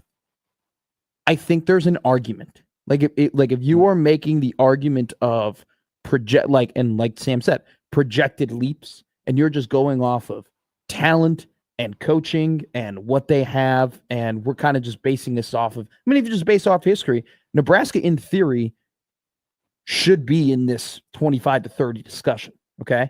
I wouldn't personally put them in the top 25 because I don't think they have enough top level production returning, but they have a 5-star quarterback. They have an offensive coordinator who is a great offensive coordinator who was a pretty damn good head coach and who has a ton of experience in developing really good offenses. And on top of that, you can really just make the argument, and it might be lazy, but it's just a fact. You can give me all the concerns about the defense that you want to give me. Matt Rhule just historically just has good defenses. It's just in him to have good defenses and good defensive lines. So I don't expect Nebraska to be ranked in the top 25. And they've only been ranked one time in the preseason AP poll in the last 11 years. That was going into the 19th season when Nebraska was 24th. One time, last 11 years, Nebraska has been preseason AP. And that brings up this stat that I came across when I was looking up something about the AP poll. So Alabama has the longest string of weeks that they've been ranked, 278. Now, you know who number one is. Nebraska. Yes. So Nebraska between 1981 and then 2002, until that Saturday in Ames when Nebraska got beat 36-14 and knocked them out of the poll, 348 straight weeks Nebraska football was ranked. That's the record, 81-02. Alabama would have to stay ranked every week until 2030 to break that record. That is crazy. Yeah, you know what's crazy? Knowing that streak had come to an end when that game ended in Ames in 2002. And you're like, okay, because Nebraska began that year number 10. And then I think the following week after they won the first game, they were number 9. And then they started to, and then went out of the poll. Never got back in the poll. How was that? Was that like a... How was that? Well, not like... I mean, it was miserable. No, uniforms were terrible. The team wasn't so good. There were highs, there were lows, I'm not talking about the 0-1 standing with Frank Solich watching Oklahoma State fans storm the field and hearing Toby Keith should have been a Cowboy. I saw more field stormings in 2002 than I've ever wanted in my life. Okay, the wrong way. None of them involved Nebraska fans, unless they were running on the field at College Station, and all of a sudden the cadets were pulling out swords. That's real little brother energy. Okay, first off, that's got to be a brutal season to have where you see your team slipping as the weeks go on and teams keep storming the field as they continue to beat you. Yeah. Like every week isn't just your worst loss, but it's their biggest win. Like that is a whole other sect of hell that Nebraska football hasn't been good enough to be in, but I would never want to be there. I was saying, how was that in terms of, because you look at the teams that I've miserably here. You look at the teams that I've rooted for. I've never really been a part of like a true longevity of winning in football or in baseball to the point where it's like I know nothing other than making the playoffs every single year. So I'm just trying to get your perspective of like, how was that when you're just sitting there and be like, oh, this is weird. Oh, this is like, why do other teams play football like this? Or it's like, is it normal for you not to have a number next to your name? Okay. It used to be a big deal to beat Nebraska. Yeah. Yeah. Okay. That's the bottom line. It used to be a helmet win. It used to be oh, wow, they're coming into town. It used to be a game that people circled on their calendar. It used to be like how we look at the Penn State game is exactly how people used to look at the Nebraska game of like, oh, we can mark that off as a loss. You're not going to be competitive there. Be nice to be that again. Speaking of that Penn State game, it sounds like momentum is moving towards 6:30 on NBC. Great. Is that right? Love that. Happen. I know probably like for an atmosphere advantage perspective, you might want that to be earlier, but just for like a moment, I love that they're going to play. Weather might be interesting for a night game on the 22nd of November in State College, Pennsylvania. Probably rainy. Probably a little bit a wind. I don't know. I've been there twice when it snowed. Tried driving back like to Harrisburg in the snow. Yeah. And when you leave State College, driving back, it's like a 2-lane highway. It's scary. That is scary. Yeah. And then you had to do that. Are there a lot I've been there twice where it snowed. Are there a lot of headlights? Like, is it a visible road as well? Because I know when you get in the 2-lane highway, it winds through the mountains. Jeez. Yeah. Yeah. No bueno. No, thank you. But that'd be interesting to have a night game. I saw that at Penn State where they're doing a $700 million renovation. They've installed temporary bleachers. Like they tore down one side of the stadium, like part of like where the press box is. They knocked the press box down. Yeah. They have added temporary bleachers that are way up there. I'm like, man, who's going to sit up there? Because they want to decrease their capacity. They want their capacity to be the same. So while they're doing construction, they put in like you would be in bleachers at a parade. I'm like, whoa. Yeah. I don't know. I'm going all the way up there. Yeah, no, thank you. Nothing burger yesterday or on Saturday to me. Yeah, we're talking about tackling, man. We're talking about tackling. I get it. It's about running and throwing and catching and tackling. Okay. I'm going to say that this is a nothing burger about the conversation about tackling. And it wasn't just the head coach that's brought it up. We are week 2 of camp. They already are limited in their padded practices. Mm-hmm. They can't hit the quarterback. And I imagine if we went around the country 2 weeks into camp, there are a lot of coaches that are still going, yeah, you know what? We could be better tacklers. And it may rear its ugly head at Arrowhead. But I think 2 weeks in, knowing that they aren't able to go full speed every day, and they haven't used up many of their padded practices yet, I'm like, okay, I'm not going to overreact. I will say nothing burger, because we really, outside of the Indiana game last year, in 2 years under Matt Rhule, we haven't even had close to the conversation about tackling that we had under Frost and Riley. No. Where it seemed like every single day we talked about poor tackling and angles and spending all of this money on a catapult system to learn how to friggin' tackle. So I'm going to, for now, say nothing burger. I'll say. But that was a popular topic on Saturday. They can't tackle. Well, I think Nebraska's offense must be really good. First off, I don't think we realized how truthfully bad the Frost teams were at tackling until you saw the first game in Minnesota with the Tony White defense, and you're like, oh Lord, this is what it's supposed to look like. Did you just say, oh Lord? Yeah. Seriously, I think I've said, thanks, Grandma Dima. I say, oh Lord, during the entirety of the foot. You see the two teams that I root for, that I watch regularly. Oh Lord might be my most.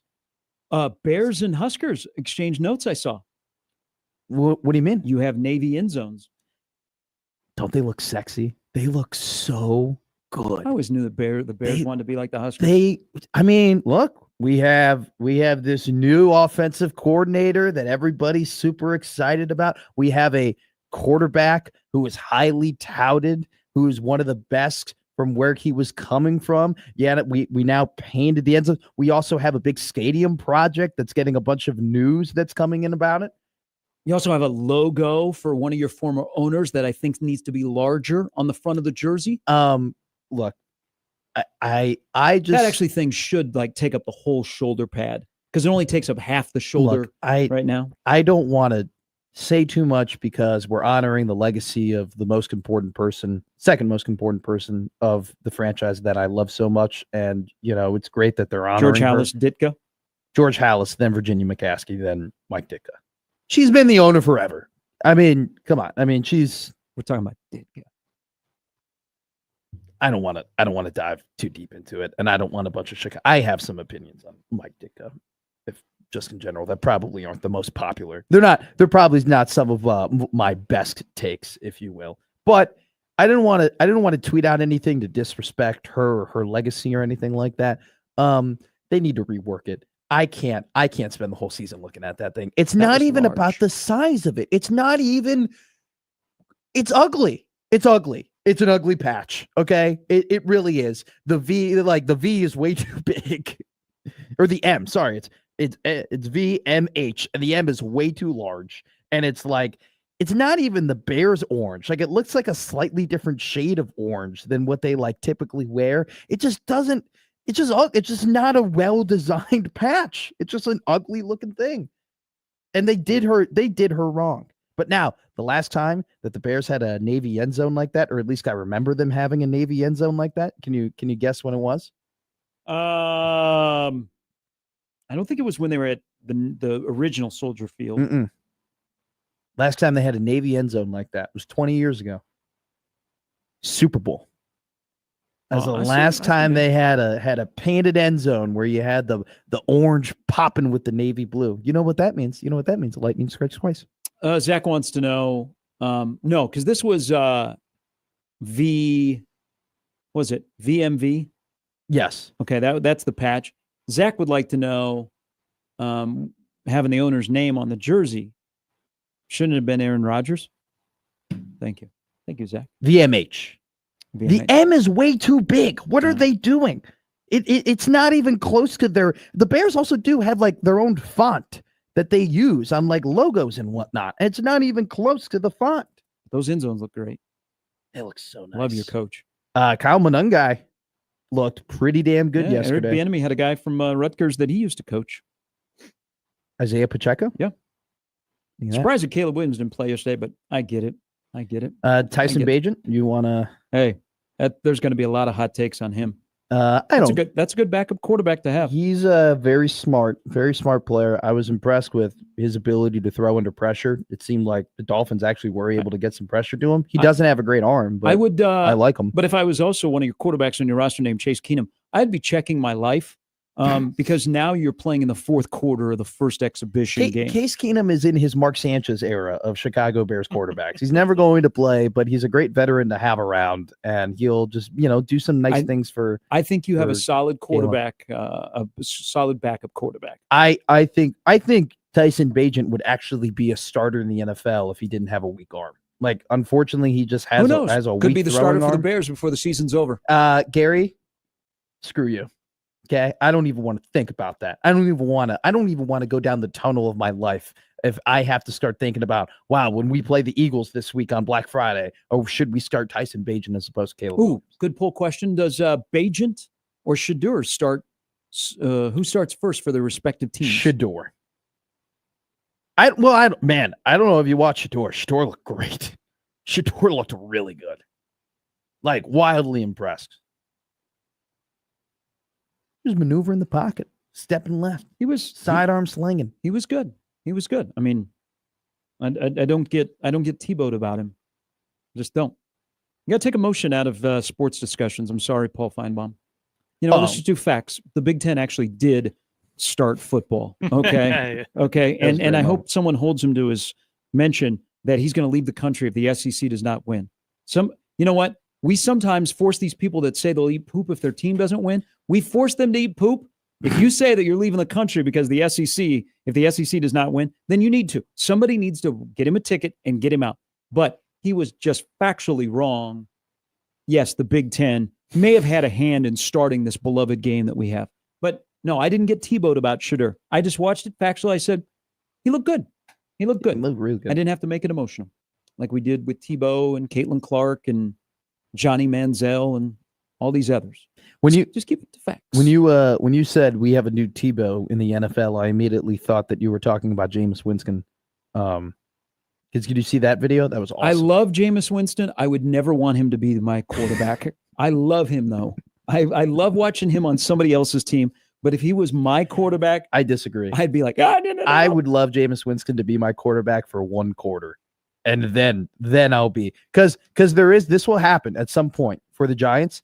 Russell Wilson will get hurt in the middle of the game, and Jameis will come out and he'll play. He'll have 4 good plays. We're like, oh my God, this is it. Like Jameis, like he's viable, and then he'll continue to play. And you're like, all right, we need Russ to get back. That's what Jameis Winston's career has been. I don't know. Dart looked good. Dart looked really good. All right, we'll take a break. We'll come back. Evan Bland coming up in the next hour as camp rolls on. 12 days from the start of the college football season. Iowa State, Kansas State. Weird series history. Kansas State has dominated that series of late, but they still trail in wins. Shows you how bad K-State football used to be. Scary Matt. Peter is here as well. 1620 The Zone.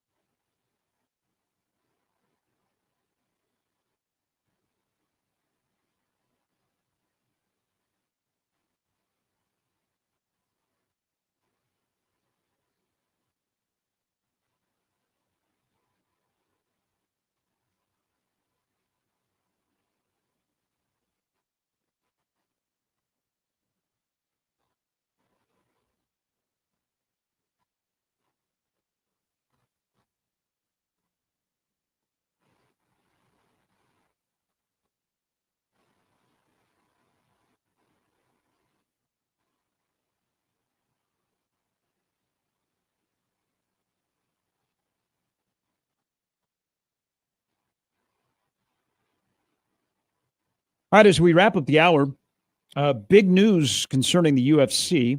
They are ending their pay-per-view model, $7.7 billion media rights deal with Paramount/CBS.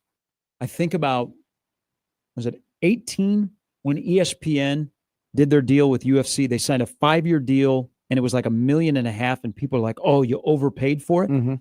Actually turned out to be one of the more transformative deals in sports history if you look at this now. So no more pay-per-view for UFC. I wonder, and they're going to have to address this, a lot of the fighters who make a ton of money make it off of buy rate, right? Yep. So they get a certain portion of the amount of money made off of how many people are buying the pay-per-view.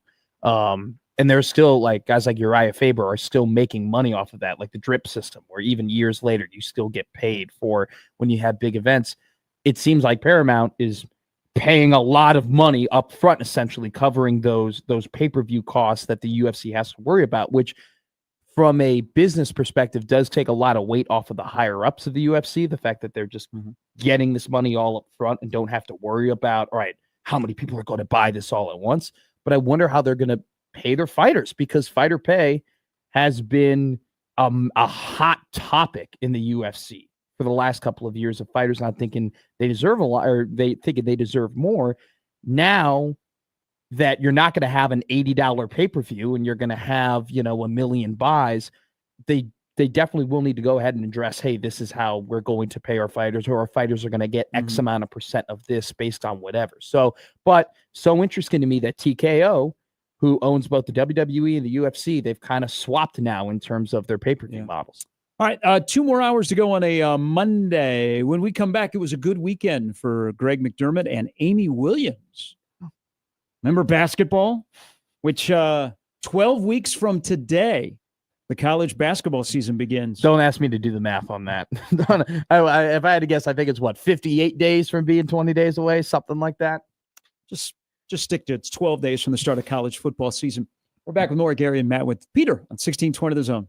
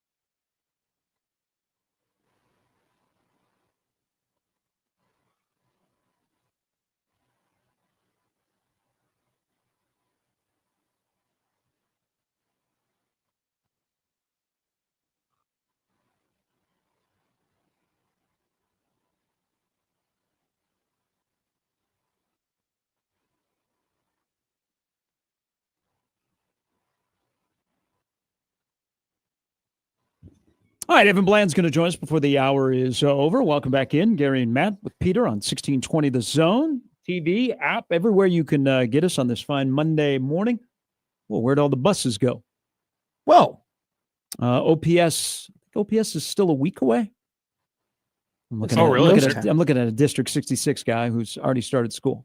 I think OPS is about a week away. And then Dodge will be littered with yellow buses. Such a big gap between the different districts. August 11 is way too early. There's August 7's a real. lot of people think last week starting on Thursday was a little bit early. I did, like I said, I didn't even acknowledge that. It's crazy. I didn't even think Just start, I be feel like just schools. starting on Monday is just easier for everyone instead of starting at like the back end of a week. Yes, I agree. Must have something to do with the calendar and days you got to be in school. Because then you're there for 2 days and you're back on the weekend. What do you even? Yeah, I feel like I'd be so out of focus. I was out of focus on Fridays, like in the middle of October. I can't imagine being, second day school being a Friday. TC writes into the Equitable Bank inbox talking about Kansas State, who will play Iowa State 12 days from now in Dublin. 7 seasons at K-State. Coach Doug Weaver. Everybody remembers Doug, right? Back in the 60s. 8-60-1. Jeez. How'd he make it to 7 seasons? I was going to say. Quirky thing, I was going through the Pick Six Preview magazine. Have you looked at K-State's schedule that starts on week 0? I have not. So Kansas State will have played 4 games before Nebraska has played 3. Okay. Kansas State plays 4 games, concluding on the 12th of September.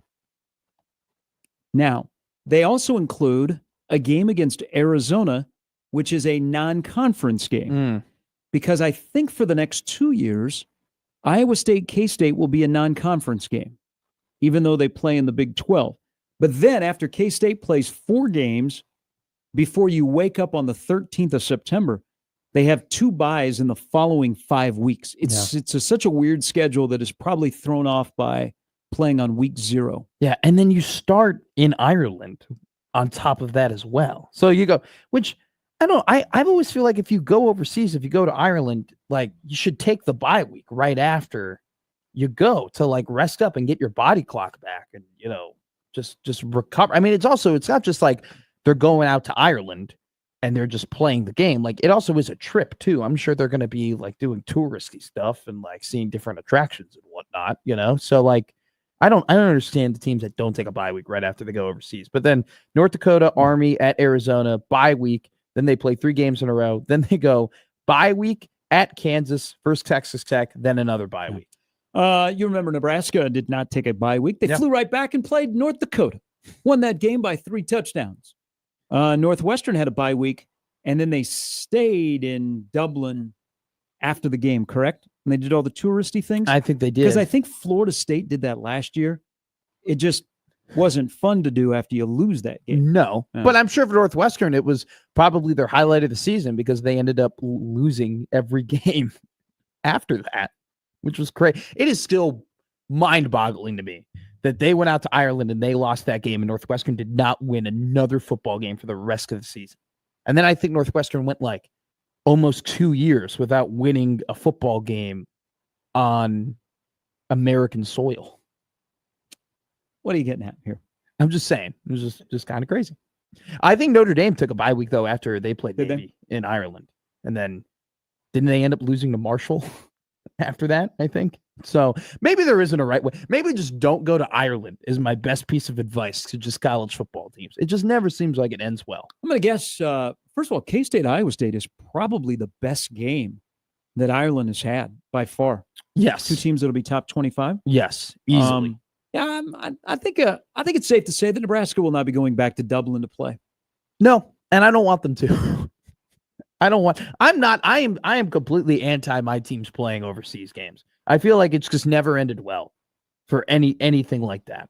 And just like the body clock, the travel, the whole deal. It's just you're in a different stadium, different locker room, a completely different environment. Weird things happen when you just play games overseas. That's why the Jacksonville Jaguars love going overseas, because they know that the only way that they're going to consistently win football games is if weird things happen, because they're bad at football. good at basketball recruiting. Creighton over the weekend and Nebraska women's basketball both had big pickups. Every time I hear Creighton get a big pickup, and it's like the third or fourth highest recruit ever in the history of Creighton basketball. Cottrell Harmon is about 6'3" guard. Was he from Seattle? But he's a 4-star, a high 4-star, definitely top 60 player. I mean, it's a big pickup.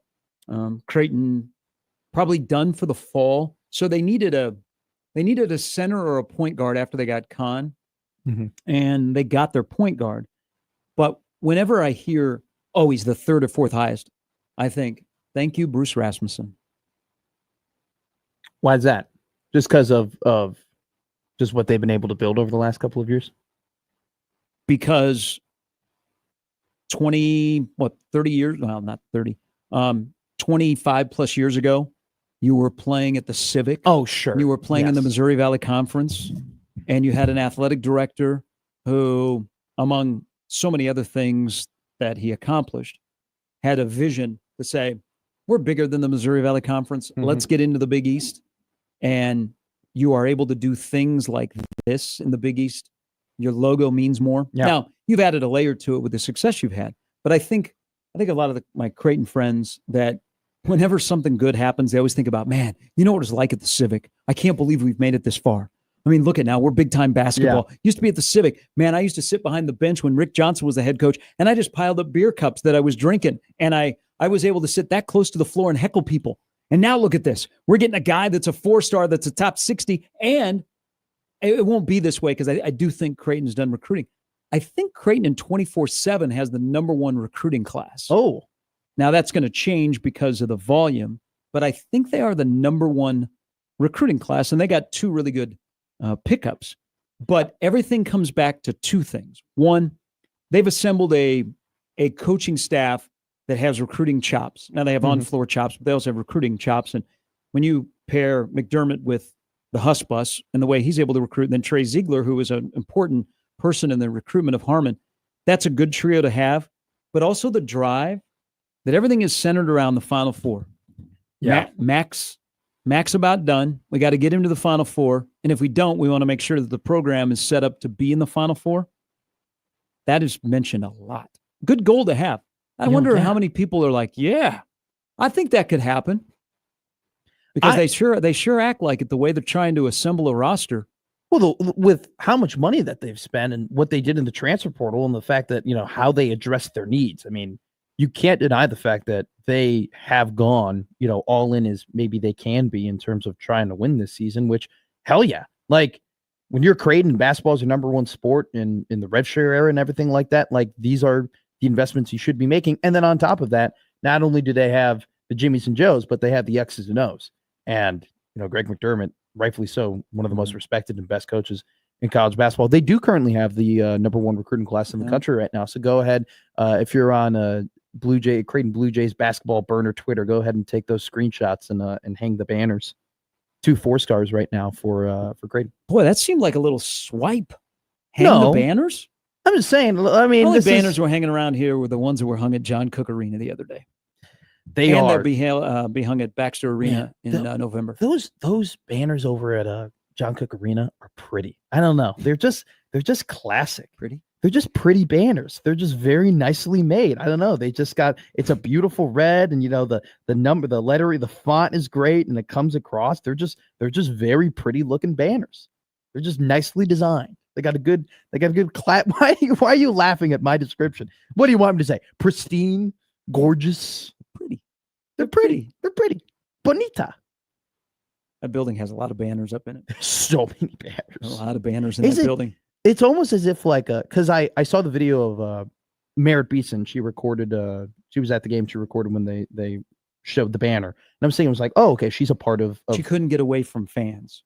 Oh, I can't. She's a superstar. I mean, she is. That whole team is a superstar, and her superstar will continue to grow because she's with the Supernovas. But I was watching. She had a video on Instagram of just the unveiling of it. I was like, oh, okay, like that's cool for her. She gets to look at those 2 banners and be like, hey, I was a part of those teams and we accomplished that. But it's crazy to think about.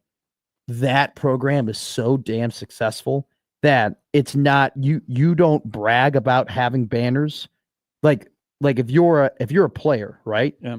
You don't brag about having a banner because everybody has banners. It's more so like, oh, I better get one. Like, it's even worse if you don't have a banner that you're attached to. Like, it's just wild to think of. They've just done so much winning where that's the It'd standard. be tough to be on that team right now if you're a junior and not have a national championship banner that would be hung one time in that building. I couldn't agree more. I couldn't. When they brought in that junior class, they were the number one class in the country. Everybody knew that, hey, they are incredibly talented. They have the best outside hitter, one of the best setters, one of the best middles. Like, this is a recruiting class that should win a lot of volleyball games. And then you make the national championship, and then you make the Final Four. It would be incredibly disappointing. Yeah, Amy Williams had a good recruiting weekend. She's been on a little bit of a roll. People bringing up women's basketball money, or are they just this? So early Saturday morning from Wagner, South Dakota. You guys want to take a guess where Wagner, South Dakota is? I would say it's North South Dakota. Am I wrong? Head shake. Peter, embarrass yourself, please. Wagner. remember the head coach of the Nebraska women's basketball team, formerly Amy Gusso when she was prepping in South Dakota. She's been Amy Williams, the head coach of South Dakota. That's her state. She got a 4-star from tiny Wagner, South Dakota. Southeast South Dakota? Yeah. South Dakota. Close. So it's about an hour. No, it's about, I would say it's a half hour north of the Nebraska, South Dakota border. Okay. In that general area.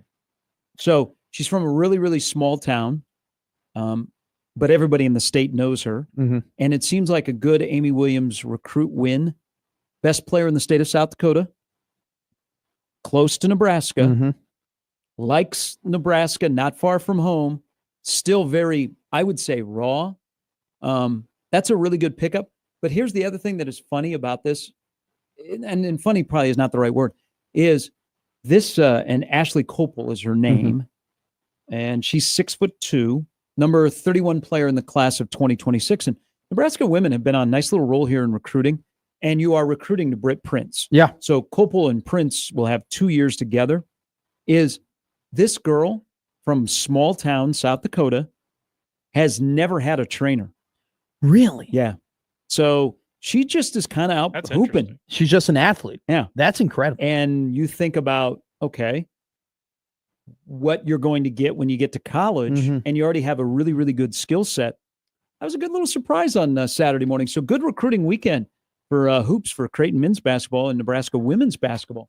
I loved the recruiting video, the commitment video that they posted of them doing this little game where Amy Williams disco. Yes, Amy Williams had the headphones on, and then she told her, like, what's my jersey number going to be? That was very creative. It was very creative. I like those. I'm kind of done with the hat commitments. You know what I'm saying? Where they all got the table there, and then you have like the 3 different hats. Like, not that they're bad or anything like that. I just like new and creative ways of committing. I watched some of her tape. I think females do it different. They do it better. Yeah. They do I just think they're a little bit more creative, and it seems to be like that, a little bit, maybe a little bit more emotional. Just females are more creative than men. You're spot on though. So I watched some of her highlights. She's pretty long. I mean, tall and long, which is great. Definitely has to get faster. But what I saw, she can finish around the hoop, and Britt Prince, man, like that is an athlete that could have a massive impact on Nebraska athletics, and be one of those superstar Jordy Ball, Harper Murray type athletes over at that school. And now they go ahead and they add a freshman that could definitely give them help. Now you're hoping that she develops a little bit more, so maybe it's a more rapid help as opposed to, okay, we got to wait a couple of years to come along. Hey, women's basketball, look at Nebraska is Nebraska, Creighton is Creighton with Flan, and then Omaha with Jamie Carey as the new head coach. Hey, you know what? It's crazy that the previous women's head basketball coach at Omaha forgot that she coaches a program that's called Omaha in the state of Nebraska and recruiting locally. And Jamie Carey comes in and she's recruiting locally and have had success. You could make a case as we get started to ramp back up into fall sports and then winter and spring that all 3 Division I programs have a lot of momentum going right now. Oh God, yeah. Like a lot of feel good. There isn't really many sports at the respective universities where you're down in the dauber. You're like, oh no. Maybe Omaha hockey, because there's the great unknown of so many new players, but it's not. I mean, Omaha hockey's not going to fall off the map, but it's kind of a nice little environment from downtown to 60th and Dodge to, no, down in Lincoln. I mean, all of them though have, in a way, like made proper investments too, and like have a really good vision of like where they want to be and how they want to be competitive. And also, it's not as if the three different schools have like all this continuity coming back from one year to the next, right? There's a new Creighton volleyball coach. There's a new Nebraska volleyball coach. Like even through those transitions and even through things changing in the athletic department, they've been able to, just kind of roll and be off on a really good foot. I mean, and also too, man, like the Omaha basketball just being really, really good and making the tournament. I mean, did so much for their momentum and just how great you feel about that athletic department. So, all right, Evan Bland, before the hour is over, his thoughts on what he has heard, he has seen in 2 weeks of camp. 2 more to go. No injuries. Just no injuries. Just be healthy. Someone asked earlier, your discussion about injuries. We hope that you did not jinx. I didn't jinx anybody. Tanner says, I swear, if Matt jinxes us, we riot the studio like it's January 6th. I did not. Whoa, that is a threat. I don't appreciate that. I would stand up for you. I don't think we need to go there. Thanks. But if we do have an injury, it will be brought to you by Jinxie Smurf over here. We're back with more after this on 1620 The Zone.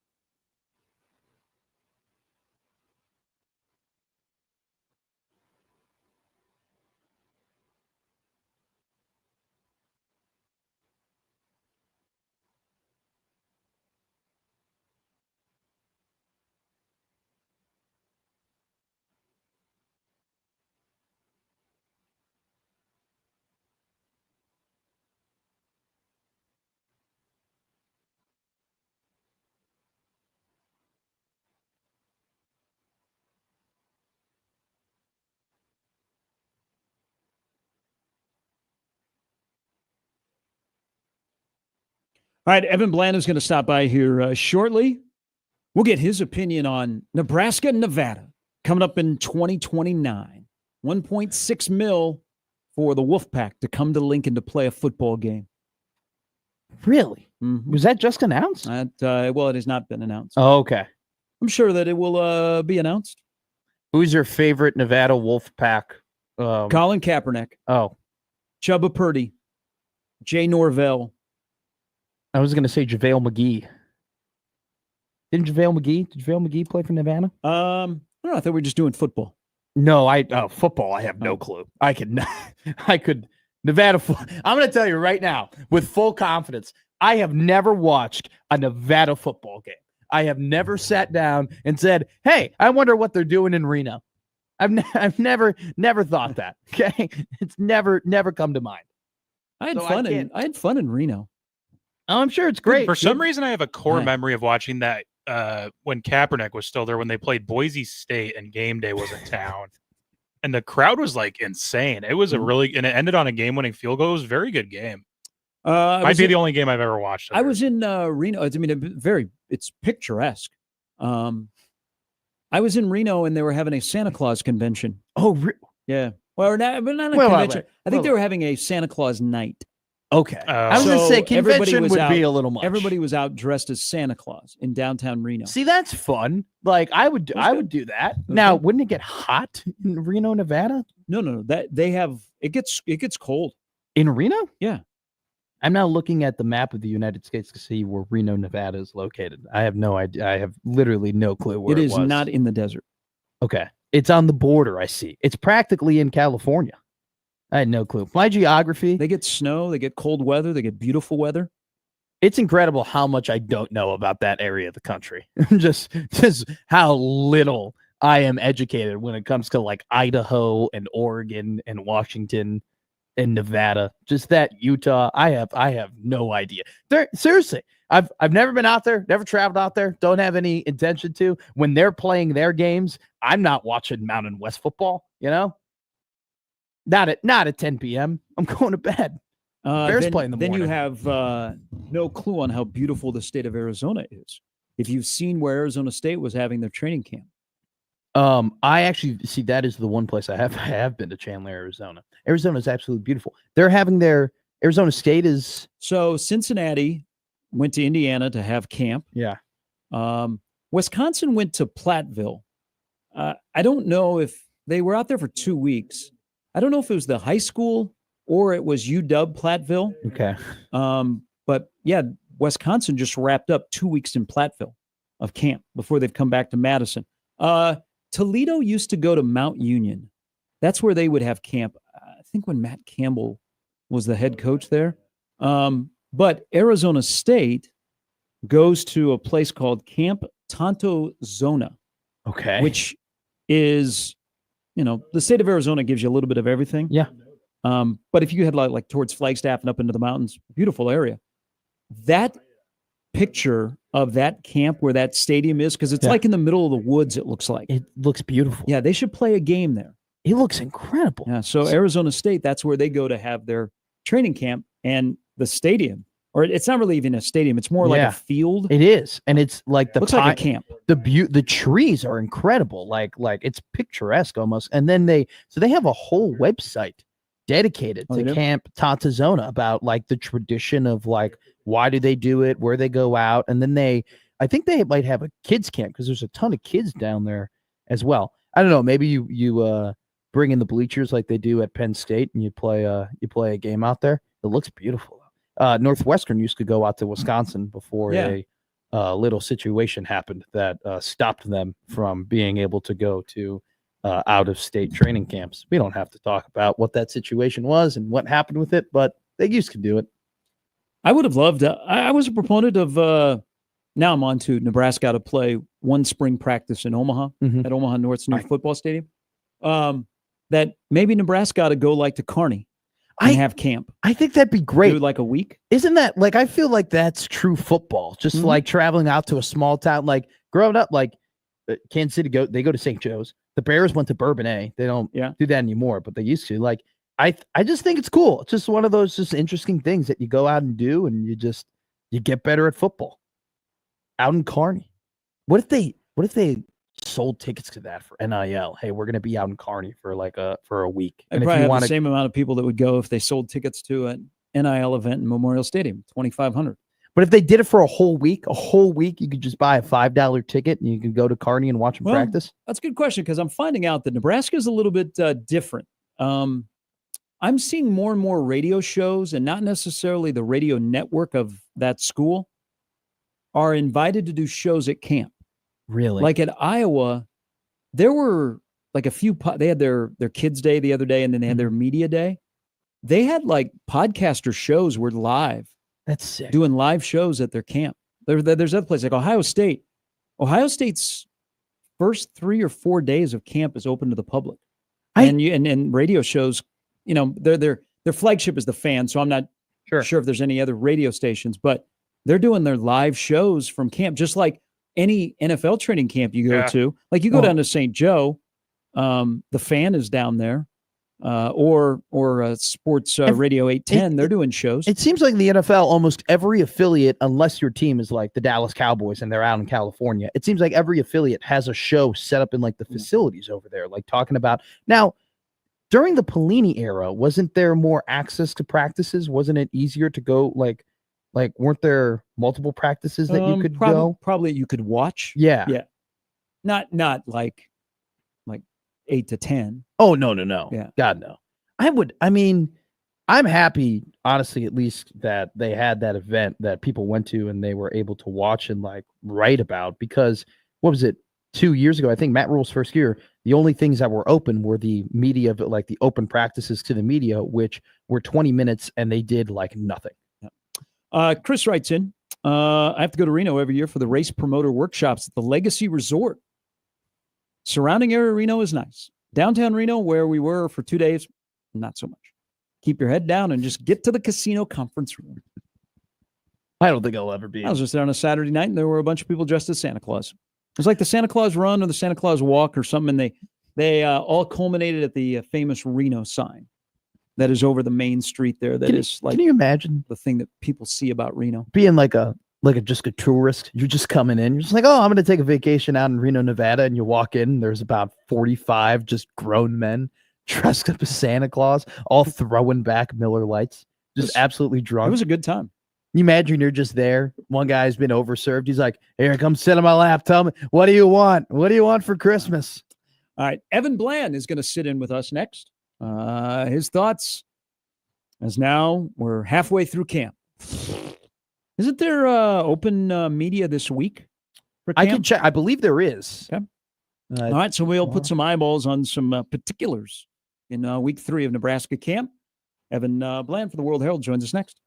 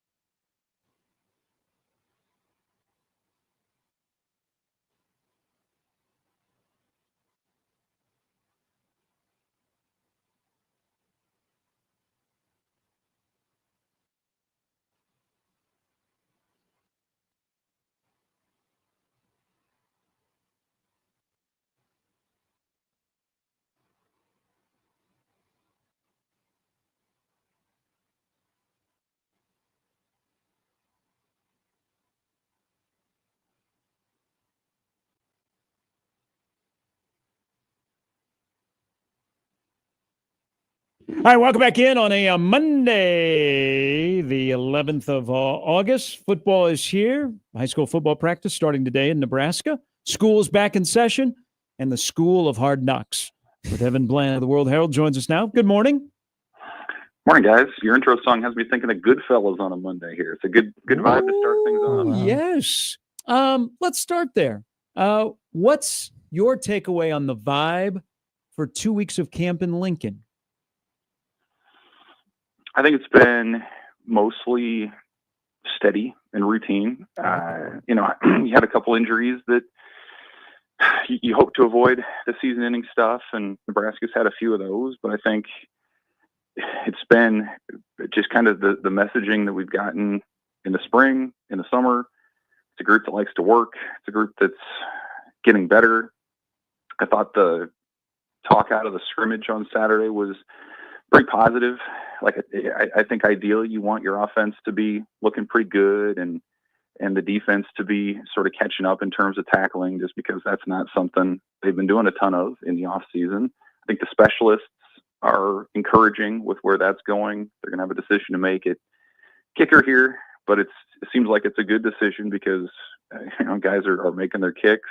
I think what they've gotten from Archie Wilson, the punter, has probably exceeded even their expectations out of the block. Obviously, you got to do it in a game, and he's never done it in a football game before. So we'll see how that goes. But I think just the vibe's been good. I don't think they put too much pressure on the opener the way that some Nebraska teams of the past have. The culture, I know it's kind of a buzzword, but it seems like it's on very solid ground. The guys know what the expectations are, what they want. And so in that sense, like, not having a very dramatic or surprising training camp, I think is just what Nebraska's hoping for. Overall, you say good, and you say a lot of positive things there. Keeping on the Goodfellas theme, is there any part of this team where there's too many onions in the sauce? Is there any part of the team where you're worried at all, or is it just overall? Evan, is this just a solid football team? Have they just built a solid football roster, and that's what Nebraska's working with? Yeah, I mean, I think the questions still are some of the positions where you just don't have a lot of depth or proven track record. Like, I think it's okay to say that, like, the running back position is a question mark, not because Mekhi Nelson or Quentin Ives or Isaiah Mosey are bad players, but just because we haven't seen it in a college game before. We haven't seen Emmett Johnson as the unquestioned number one guy for a full season. So how does he hold up? So, like, I think that's fair to look at that and say, okay, if these guys, what they're being asked to do, they haven't done in a full season before. I think the same's true with the defensive line. And I know Matt Rhule and a lot of the players have been very outspoken about saying how optimistic they are about the group. But, I mean, we've seen Riley Van Poppel mostly in sort of a red shirt type setting or a limited package role specialist package, trying to stop the run. We've seen Elijah Judy more as a rotational guy. Can he take on a heavier workload? Some of the younger guys, can Keona Davis take the next step? What's Williams Wineria? So, like, that kind of thing, where you can see a path to where it could be an asset to the team. You just haven't seen it yet. And I would put quarterback depth there as well. If for whatever reason Dylan Rhule is not able to go for a game or a key series, what does Jalen Gramstad bring to this thing? What is the plan this year for TJ Lateef? Ideally, they'd like to redshirt him, but if it's between him and Gramstad for a stretch run or for a game, how does that go? So I think that's the most interesting kind of broader storylines. And you still have some positional battles, the tackles, how does that play out? The kicker, like I mentioned. So you still have a few things to decide for sure. But, this is that time. Matt Rhule said it. It's that critical month where you have some live sessions, not a ton of them. And guys that have made gains in the offseason, like, this is the time where you show that. And this is the time when you start getting a depth chart put together. So let's define an elite offense, maybe 430 yards a game, minimum 5 touchdowns a game. Does Nebraska need, Evan, an elite offense to be successful in 25? Well, I think it depends what we're talking about by successful. We're talking about 8-4, 9-3. No, I don't think they need an elite offense. I think a good offense coupled with a solid defense, somewhat on par with what they had, coupled with maybe a dramatic jump in special teams, like that adds up to a pretty good record, in my opinion. I often just think back to what Matt Rhule said last year, though, about like the teams down the stretch that get the CFP love, the teams that are on the fringe, those are the teams that have explosive offenses. Those are the teams that can generate points and create. And I think we've talked about it before, but like Nebraska in the last decade or so hasn't had a lot of great wins, but the ones that they do have tended to come when the defense has held tough. They haven't had a lot of moments when the offense has risen up and sort of taken the other groups off the hook or put them on their backs. They haven't had a ton of game-winning drives, like true game-winning drives. I think you got to go back to 2019, Noah Vedral against Northwestern, the last time that happened. So like, you know, they've won games in other ways. But if you have an offense that you trust down the stretch to say, yeah, you give them the ball with 2 minutes left, they're going to find a way to at least get you in field goal range. Like that's just something Nebraska hasn't reliably had for a while. I think that's where so much of the excitement comes from, is if that unit can take a jump, then suddenly the defense doesn't have to be the 2009 black shirts, and special teams doesn't have to take as dramatic of a jump. I think that's just kind of where it all starts. And we kind of know what Holgerson is. He has a track record. Can Dylan take that next jump? It appears that he's on track to do that. We'll see how that shows up in the game. And then the skill players around him continue to look like an upgrade. I mean, I thought my biggest takeaway from that open practice a week ago was maybe the depth at receiver that they have. And, you know, with the Cortez Mills and Keelan Smiths and Quinn Clarks of the world, it does feel like maybe they have some options beyond, you know, the guys that you feel like are going to be starters. So yeah, I think there's the potential certainly for Nebraska to be better on offense. Elite, you know, we'll see. You're going up against a 9-game Big Ten schedule, so sometimes you can have a pretty good offense and maybe it doesn't always show up. But yeah, I think they're trending in that direction. And again, like that's the exciting thing, I think, is we haven't seen a Nebraska team where the offense has handled its share or more of the load in a few years. And so to see what that dynamic would look like is pretty interesting. Yeah. How similar do you think this defense is to the defense in Matt Rhule's first year?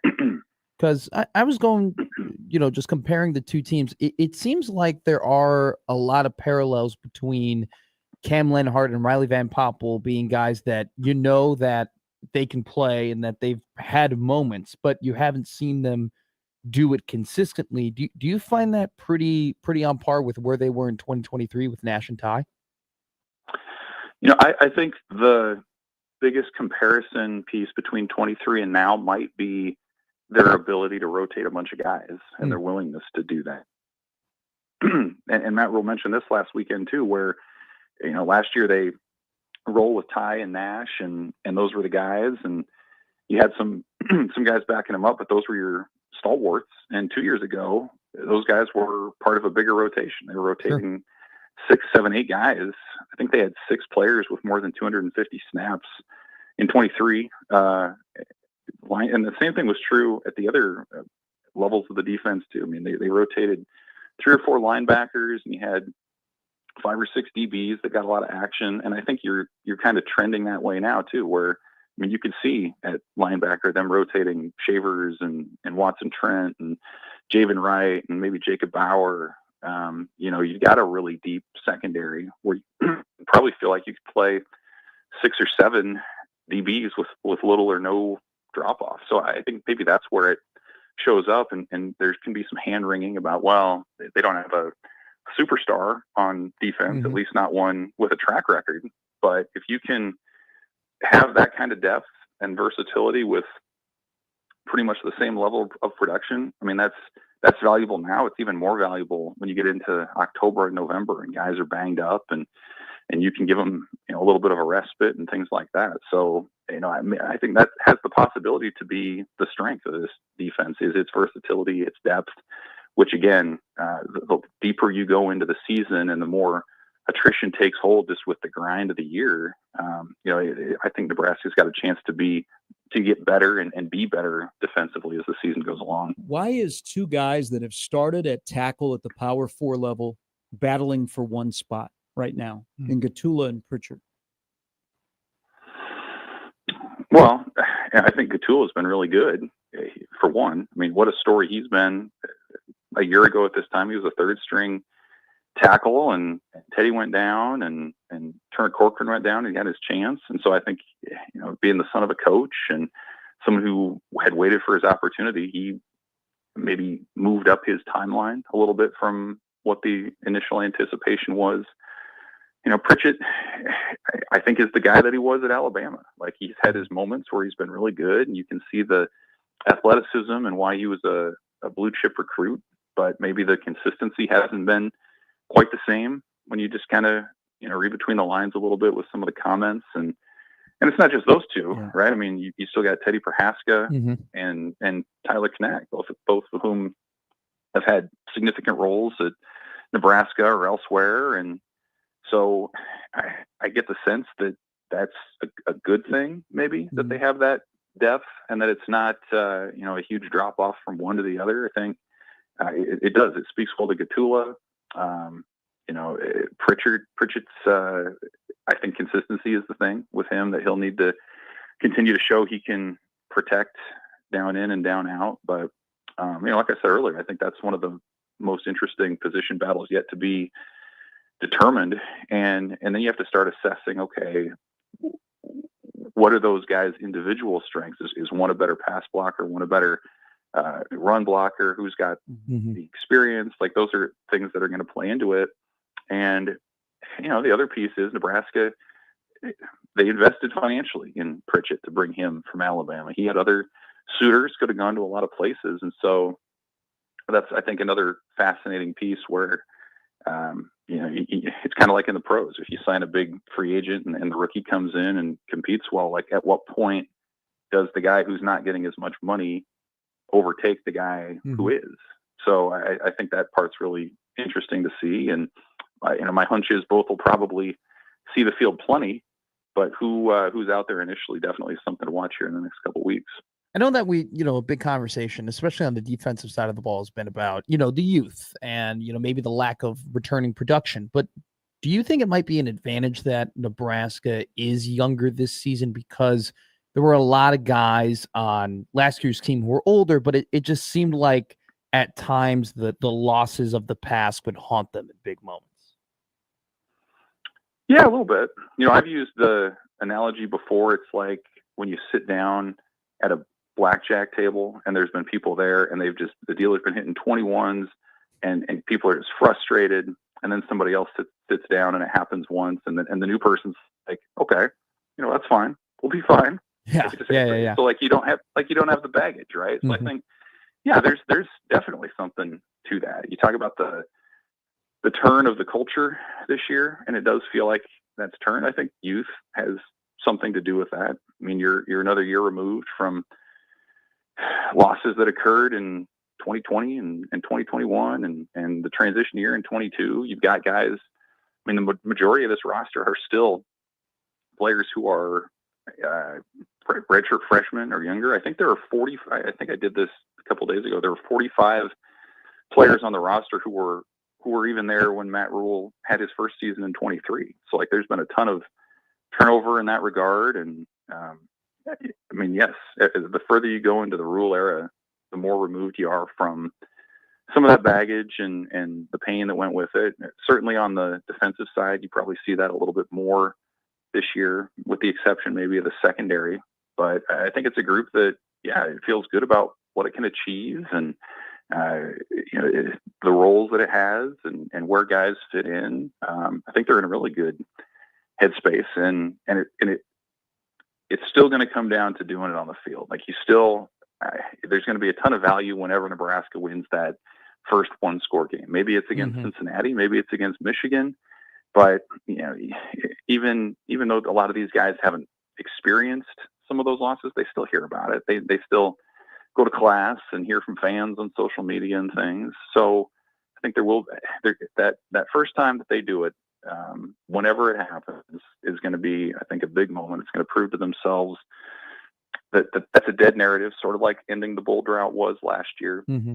And then they can just kind of move on from it. So we'll see how that goes. But the sooner that happens, I think the more effective it can be, just because so many of these guys are young, like you said. What are and then we'll get you out on this.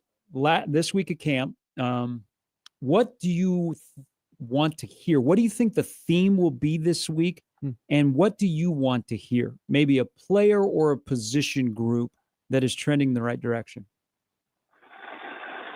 Yeah, I think like Nebraska's emphasis has not been as much on a depth chart. Like the thing that Matt Rhule keeps saying, and you hear from players too, is like, just be a good player, like be a factor, be somebody that can be in the mix in a game when things come on. So I think it's going to be less about depth chart and more about like who's in the circle of trust. Like, I don't know that we're going to hear, hey, so-and-so has won the tackle job this week, or so-and-so's won the kicker job. I think it's going to be, hey, these are the guys that we trust in that top group. And so this is also kind of that week where you're in that kind of weird space where it's the third week of camp. A lot of the novelty's worn off. It's a little bit more of a grind now. So who shows up in that regard? And then you're also starting to make that transition into game prep a little bit too. So you're still evaluating, you're still developing, but you're also starting to say, okay, what's our best look against Cincinnati, and how's that going to shake up from a personnel perspective? So I think it's kind of a circle of trust week is maybe the way that I'd put it. Like, here are the guys that have earned it. Here are the guys that have shown it consistently in practice, guys that have that competitive stamina, like they like to say, every plays, do or die. And those are the guys that they're going to roll with. So I think it's going to be less about maybe the roster at large and a little bit more about the guys at the top and the guys that we're either going to see as starters or certainly rotational players consistently this year. Definitely. Evan, as always, we appreciate it. Thank you. Thank you, Evan. Thanks, guys. See ya. That's Evan Bland of the World Herald. One of those guys. This is another guy that I'd like to hear his name mentioned. Watson Trent. Yeah. He is going to be one of the most important players on this team, for sure. And he was so good at the Sun Belt that if you go ahead and look at his numbers, if he just gets like a fraction, like 70 to 75% of his production at Nebraska than he did in the Sun Belt, he is going to be very, very good. It's just, I'm a little worried about his size. He is 5'11". He's not that big of a guy. And you do have some inexperience up on the defensive line where if some of these old linemen are able to get to the second level, it's going to be really tough for him to fight through some stuff and be effective in that game. All right, one more hour to go. Some things that are left over from the weekend. Also, everybody wants to coach in college football until you actually coach. John Gruden wants back. Yeah, man. Let me tell you what, man. I went to the University of Georgia, man. I want to be a football coach again, man. We're back with more Gary and John Gruden after this on 1620 The Zone.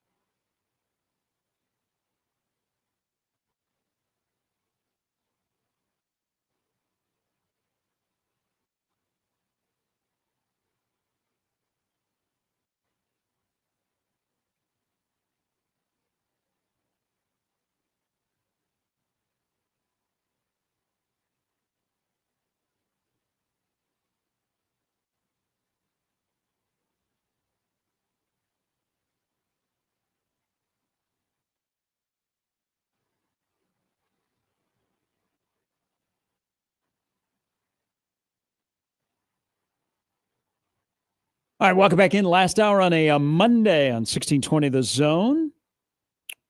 Along with Matt, I'm Gary. Peter is here as well. We got an email into the Equitable Bank inbox to clear up a little confusion here. This is from Chuck. He said, after seeing Vers's tweet the other day, I thought you guys would talk more about Jack Pierce today. You got to look at Vers's tweet. So Vers tweeted out a picture of Jack Pierce and said, legend, R.I.P. And he was just doing it because I think, if you did not know, Jack passed away 3 years ago on Friday. Friday was the 3-year anniversary of Coach Pierce, one of the greatest storytellers in the history of Nebraska football, passing away. We don't have enough time, and we also are relegated by this program being on during the daylight that we could not tell all of the Jack Pierce stories. No, real legend. With the program for a long time. I never, met him or anything like that, so I never got to hear the stories. Is there one particular Jack Pierce story that comes to mind? Okay, I'll give you one. Okay, I got to, fortunately, Jack was around the athletic department even post being on TO's staff. So Jack would always, he had a very distinctive voice. Mm-hmm. He'd always tell stories. Let's see. I'm trying to think of a story I've not told on air. Have I told Peter, have you ever been around when I've told the Neil Smith story of Jack Pierce? I don't think I've heard this one. So Nebraska was recruiting Neil Smith out of New Orleans, and they were in a heated battle, but Nebraska, really, Jack was Mr. Recruiter. Like, Jack set up T.O. to get Turner Gill, hid Turner Gill, all of that kind of stuff. But when it came to recruiting in Louisiana and the state of New Orleans, Jack Pierce was golden. I mean, Jack knew everybody. Everybody knows Jack. And it's crazy that Jack's career took him all over the country, and he's probably as well known in Nebraska as he is in Huron, South Dakota, where his funeral was. But when they were recruiting Neil Smith, and Nebraska was in a big fight to get Neil Smith, who eventually ended up in Nebraska, once a week during the entire recruitment of Neil Smith, Jack Pierce would forge the signature of Coach Osborne, and he would send flowers to Neil's mom every single week until signing day. This went on. Jack told this story. This went on for about 3 years. Every week at the Smith household, there would be flowers and a note signed by Tom Osborne, but actually signed by Jack Pierce, that would show up. So T.O. was oblivious to this. He did not know this was happening.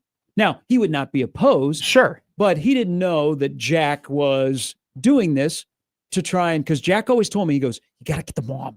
You got to get the mom. Okay, get the mom. You get the mom, you're good. Because that they talk about when they were recruiting Turner Gill to keep him away from Oklahoma and all the wild stuff that they did, to hiding him, to going to a movie theater, all of this other stuff, to waiting outside while Oklahoma was inside. Like he said, we got to get to the family. So T.O. shows up for Neil Smith's signing day. And he walks into, I believe, Jack said it was a gymnasium. And there were at least, because Jack was with him, Jack tells the story, there were at least 100 women that were lined up. They knew that Neil had committed to Nebraska. Yeah. They knew that Coach Osborne was coming. And all of these women were lined up for Coach Osborne. And he doesn't know what to do as he walks in, and he sees like family and other ladies from the community that were there, and they were hugging T.O. and they were thanking him for how sweet he was to think of Neil's mom and to send her so many flowers and notes, and that they kept all of them. T.O. had no idea what they were talking about. That's incredible. But he knew this. The guy smirking right behind him was Jack Pierce. Dude, I would love to have been a fly on the wall great. to hear that convo between those two, and T.O. go, what the hell have you been doing? What's been going on? What do you mean? I've been writing letters. I haven't been writing letters. That's almost like, have you ever seen the movie The Green Book? Yeah. Where the piano guy, he ends up writing all the nice letters for his driver over to his wife, and they're all elegant and soliloquies or whatever. And then the wife immediately knew that they were helping out. That's fun. Here's another thing too, though. Like that's a story. That's a great story. That's a story that unfortunately, like, you just don't get that now in modern college football. You just don't have to do those things in terms of like being super creative and, getting the Cheating. mom and like, and like signing and forging signatures and like trying to like cultivate relationships. Now it's just, hey, talk to my agent. Oh, how much money are you going to be giving me? Like, all right, cool. I'll go ahead and play for you. You just, you just miss out on stories like that now because it's just so all monetary, and it's just like, and you don't have his role. So Jack's role, because he started in 79. I think his last role was 90. His last year was 91. Because he was so his title was off-campus recruiting coordinator, and you don't have that anymore. But that's what his title was, and he was fantastic. And then they kept him around the athletic department. He raised money, and he basically hung around the football program and, hung out with the fellas. He's incredible storyteller. So the reason Vers tweeted that out, Friday was the 3-year anniversary of Jack's passing. Jack did not pass on Friday. So just to clear that up for somebody that was wondering if we were going to talk about it today.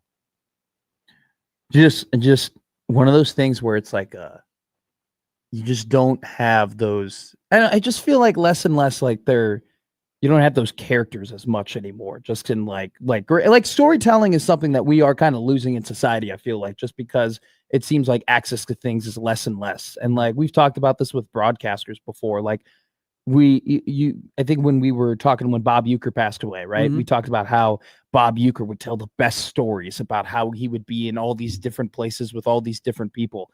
And it's just like one of those things where I do worry about the future of some of those things because we just have cut off access so much to so many things. And some of it is understandable because there is now so much more money in sports than there ever has been, where you definitely don't want negative publicity, like having money run out of the pockets of people and programs and whatnot. But it's just like, I feel like as we evolve and things get more simpler, like we lose like some of that charm that sports back in the 70s and the 80s and the 90s like used to have. Like, I think I've said this to you before, like I feel like just college sports in general were just better when it was more mom and pop, when the stadiums were maybe not as nice and, you had to, go and tailgate and like you had to take these long drives and take these road trips and, tickets weren't so expensive and you could go ahead to the ticket office and, buy a ticket for $8 and walk in and root for your team. Like it's just, we've lost a little of that charm. For sure in college athletics. But John Gruden wants to be back in college football. I think John Gruden would be a terrible college football coach today. Let me tell you what, man, you don't know a thing about college. I'd be a great college coach, man. Knock on wood if you're with me. I'd love to coach the Notre Dame Fighting Irish, man. That's my dad coached there under Dan Devine. He was the running backs coach, man. That's where I fell in love with football, man. I don't think his shtick is the same. I think the game has changed. I don't think he'd be a good college coach. Now, could I see him back in the NFL?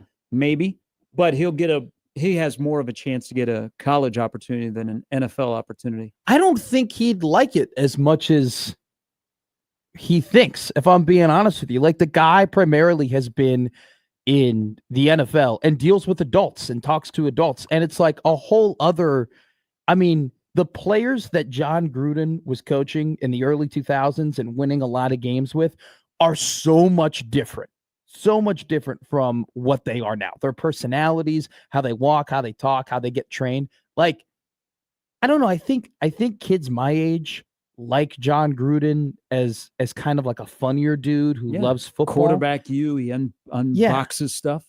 But I don't know if there's that full connection of like college. I don't know if kids my age would take him fully seriously, like in a given football season.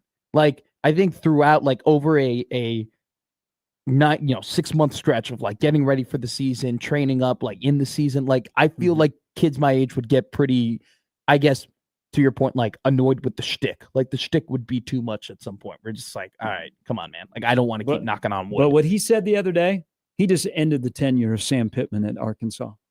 By saying that he wants to get back into college coaching. I don't know. He loves the SEC. I just don't. If I was an athletic department, I'm just not going to hire a former NFL coach who's been out of coaching for the last, 5 years now? It was 4 years since he was coaching the Oakland Raiders, right? And by the way, it wasn't as if he was like on the cool seat at Oakland. It's not as if he was doing such an incredible job with the Raiders. Those teams were very mid while he was Is there. all the litigation done from that? I think no, I don't think it is, because Mike Florio has been all over it, and I haven't read an update from him recently. And I think the whole litigation it's neither here nor there. His public image is now very popular now. He is he is one of the most popular people in football, period, on social media. And so I think your past of whether that stuff still matters. I just don't think it makes sense. There are plenty of coaches. Oh, it makes sense at Arkansas because John Calipari made it make sense to hire John Gruden because you like celebrity coaches that Arkansas. So Sam Pittman is a dead man walking. Okay, the season hadn't even started. He was already on the hot seat. And now you got John Gruden, who is talking about, I want to come back to college football, and I love the SEC. Sam Pittman, I mean, might as well look for your realtor right now. Doesn't matter what kind of a season you have. But John Calipari at a place in Northwest Arkansas that's got a ton of money and loves the celebrity coach and needs to energize their fan base. John Gruden, if he wants, just wrote his ticket to being the next head football coach at Arkansas. The season hasn't even begun. Well, okay, so the thing, though, about John Calipari, and the difference with John Gruden is he was in college basketball. He was coaching at Kentucky. They had competitive teams. He has won a college basketball national championship. Eric Musselman. I know who Calipari is. But John Gruden, a celebrity coach. But John Gruden was a graduate assistant at Tennessee and coached at Southeast Missouri back in 1988. And since then, he has not been in college football. He has not recruited. Who's the guy? When was the last time the guy in North Carolina was in college football? No, you're spot on there. But I'm saying with Arkansas, if you have an opportunity to go and hire a Chris Kleinman or a Lance Leipold or one of these college football coaches or Kenny Dillingham or one of these coaches that has had college football success, that has built these programs, that has, been recruiting, and they've been in the adaptation mode of what college football is right now, I would much rather go out and look for those guys. Those make sense. Gruden. But we're talking about Arkansas that needs a bump with football, and they're in the SEC. I don't know. Whether it would work out or not, they would have a celebrity head coach. If you're going, they would say, hey, the chicken and Walgreens or chicken and Walmart money, you can go and get an OC and a DC. See, I see where your thought process is that John Gruden would be a way for Arkansas to get donors to buy in, to get excitement around the team. You don't think a Razorback fan that's had a downturn under Sam Pittman, if you said, hey, Chris Kleinman or John Gruden? Chris Kleinman. Chris Kleinman. Yeah, because I want to win. I want to win football games. I want to be competitive in the SEC. And I know that Chris Kleinman can take a program and build that program into being consistently competitive in a power conference. I don't know that John Gruden can do that. Okay. If I had the choice, we're not even thinking about results. We're thinking about, I got John Gruden as my head coach. So if you want to play for that, and you want to play for Arkansas attention. Basketball had Mike Anderson. Now they got John Calipari. But if you want to play for attention and you want to play for the clicks and you want to play for media, which, by the way, if Arkansas wants to do that, fine. Okay, yeah, John Gruden is your guy. But if you want to play for, hey, we just want to build a football program and we want to try and win as many games as possible and we want to try and be competitive in what we think is the best conference in the country, John Gruden is not the answer. Sure, if you want everybody talking about you January all the way up to August, go ahead and hire Gruden. But if you want people to talk about you because Arkansas is on the upturn and they're winning football games, you go out and you try and get guys. I'm competing against the SEC, so I'm going to hire a vanilla guy. I mean, all those guys, all those names you mentioned are good football coaches, but you got to think about your competition in the SEC for clicks, for attention, for drawing recruits, to making noise, to becoming relevant where people are talking about you. You would hire a guy like John Gruden. You'd roll the dice and be like, okay, this is like Dion or Belichick. We've got a short window to maximize renewed interest, people buying tickets again, all the revenue that's going to come from that. And then we keep our fingers crossed and hope this works out. And if it does, and it's a little bit better than Sam Pittman, I understand. I job. understand the comment of you want to hire a vanilla guy because it's an uphill battle for Arkansas to be good in the SEC. Okay. It is a difficult job to have. Look at Brett Bielema, right? He had that job, and the two other places that he's been incredibly successful. Now, his situation there, they're the athletic directors Sure. involved in the West. So but you put aside. He's a good football coach. Yes. That was not a good situation for But him. you get what I'm saying here, where it's tough. It's tough for Arkansas to be competitive and be good in the SEC. But if this isn't just a Hail Mary, if you were to hire John Gruden, this is like the guy has never coached in college football. He's been out of coaching for the last 3 years, right? And his last coaching stints haven't been successful necessarily like before that. So I think it'd be an all of fine. And all the points you make about Gruden and his lack of college experience is true. I don't think he'd be a good college coach. But if I'm Arkansas, who am I competing with in the league? Who are the coaches? Who are the star coaches in that league that get star power that when they go to media day, everybody wants to talk to them? I just took my football coach to media day, and he talked to a room of local media that already cover us on a daily basis. And his name is Sam Pittman. I bring John Gruden in, and I also have a head coach who just told me that the NIL at Arkansas isn't very good. Why? Because if I don't believe in that head coach, I'm not dipping into my pocket to help out. But all of a sudden, you're telling me John Gruden's my head coach. Hey, let's go talk to that guy. Let's go talk to that guy up in Northwest Arkansas. Let's go talk to him because he got some money. Now he knows Gruden. I don't follow football, but I know John Gruden. The money would come in. Here we go. The money would come in, and they would be able to go and buy some players and get some talent pretty quickly. But I think are you playing to try and build a winning college football program, or are you playing to get attention, right? Well, I mean, what do you think North Carolina was doing? They're playing attention. But North Carolina has done something very interesting, like in the last 6 weeks to 2 months. Once the whole Jordan Hudson stuff kind of they started cranking up buying players. I don't know if you looked at the recruiting class. Their recruiting class is starting to take shape, and who knows what they're going to be like on the field this year. But you can kind of start to see things. But you got to understand, but there's money involved here, and you are fighting for every single dollar. Colorado got a return on investment. Sure. And who if they go back to 4 wins this year, they still have made all that money. North Carolina, everything is sold out at North Carolina. Now you go to Arkansas and you would hire a guy like John Gruden compared to Sam Pittman. You don't think, not even wondering, hey, what is this going to look like? Sure. I want to be a part of it because he has driven, he's the fire. And now we got John Gruden as our football coach and John Calipari as our basketball coach. Woo! I know. No, I totally agree in terms of, man, the donor dollars would come in. But I don't know if you could fully compare it though to North Carolina and Colorado, because North Carolina is trying to flip their identity from being a basketball school to a football school, because they know that, hey, if we're going to be relevant in athletics, we have to be as good as we possibly can be in football.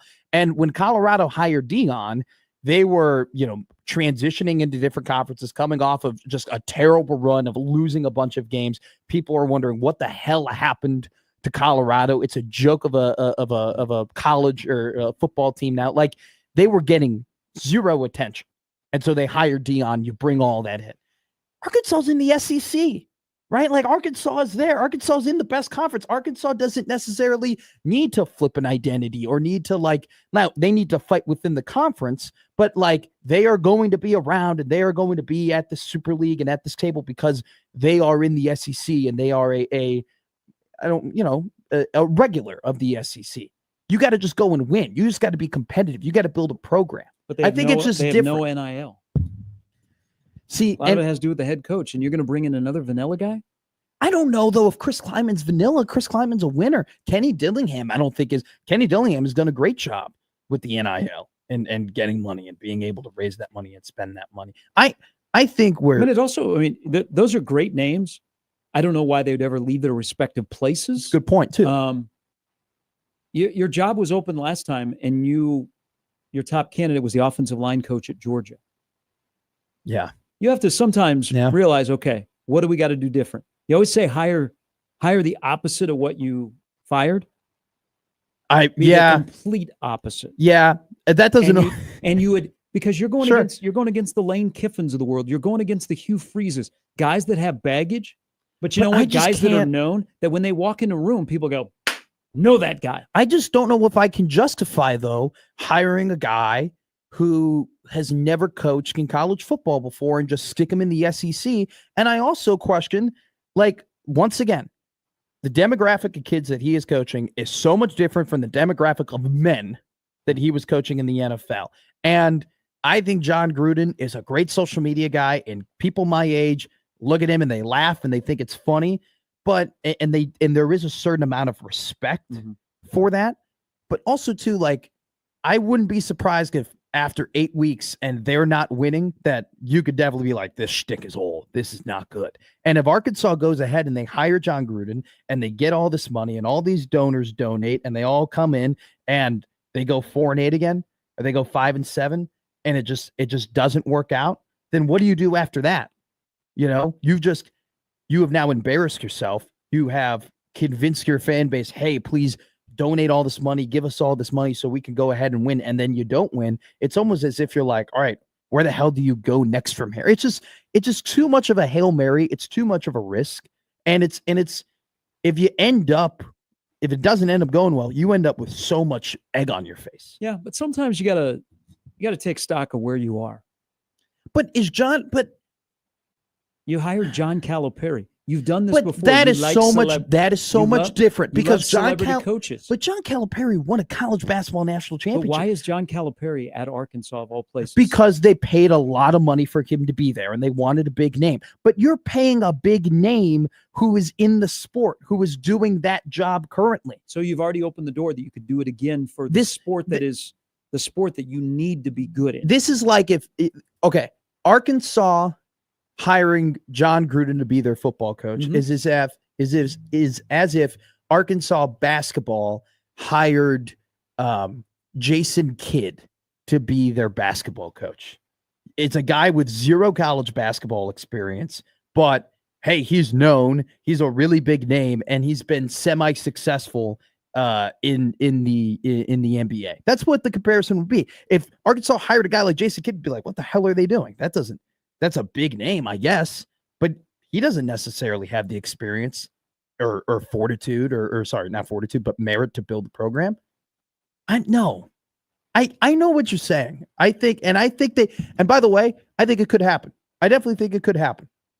I don't think it's possible. I think it'd be a massive mistake. So I just looked this up. The Facebook page still exists. John Gruden for Nebraska head coach that I think was started after Bo got canned. I got a package from Lincoln, Nebraska, man. The Cornhuskers. You talk about a blue blood program, man. Coach Bob Devaney, Tom Osborne. Then you got 3 Heisman Trophy winners over at Nebraska. Eric Crouch, Mike Rozier. Ever see Mike Rozier on the football, man? Man, he's electric, man. Nicely done. All right, we'll take a break and come back. Sift through some emails and some tweets, among other things. I want better execution. Better freaking execution, man. On 1620 The Zone.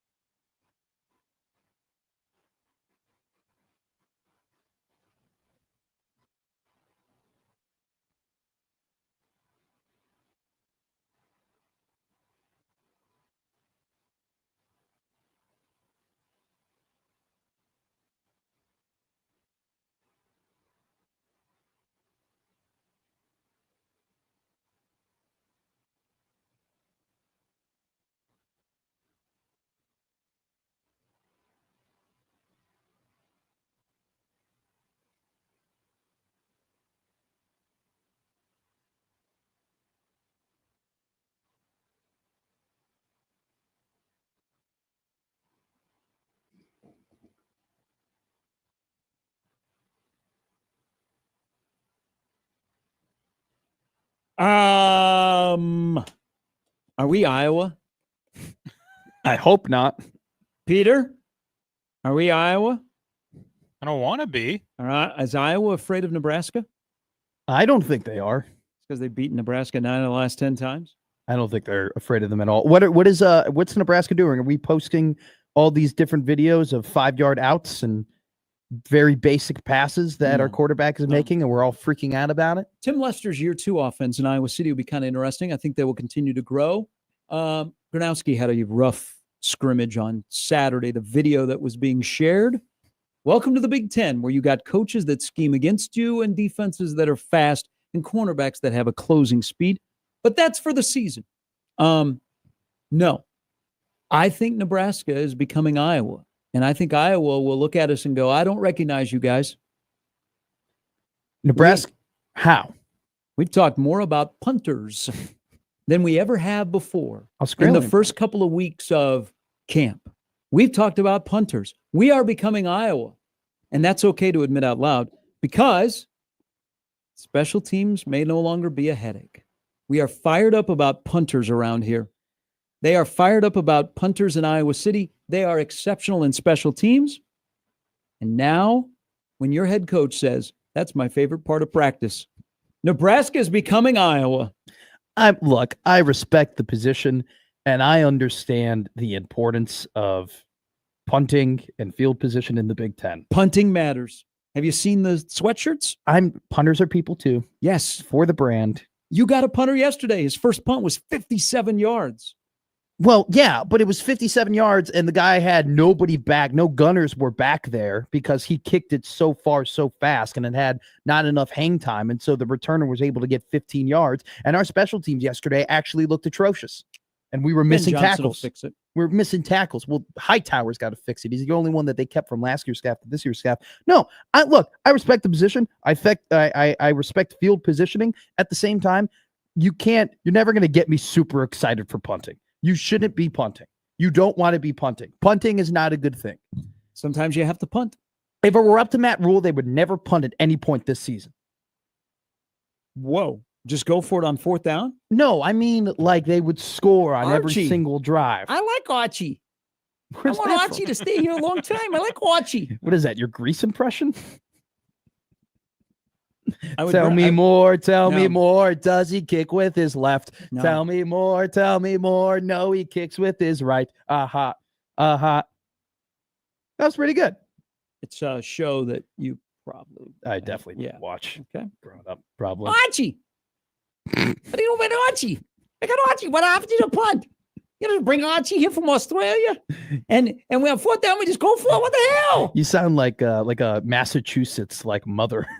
You sound like all of the women in The Fighter in that movie. You know what I'm talking about? Mickey Ward. All of the women talk like that. The wrestler. Archie!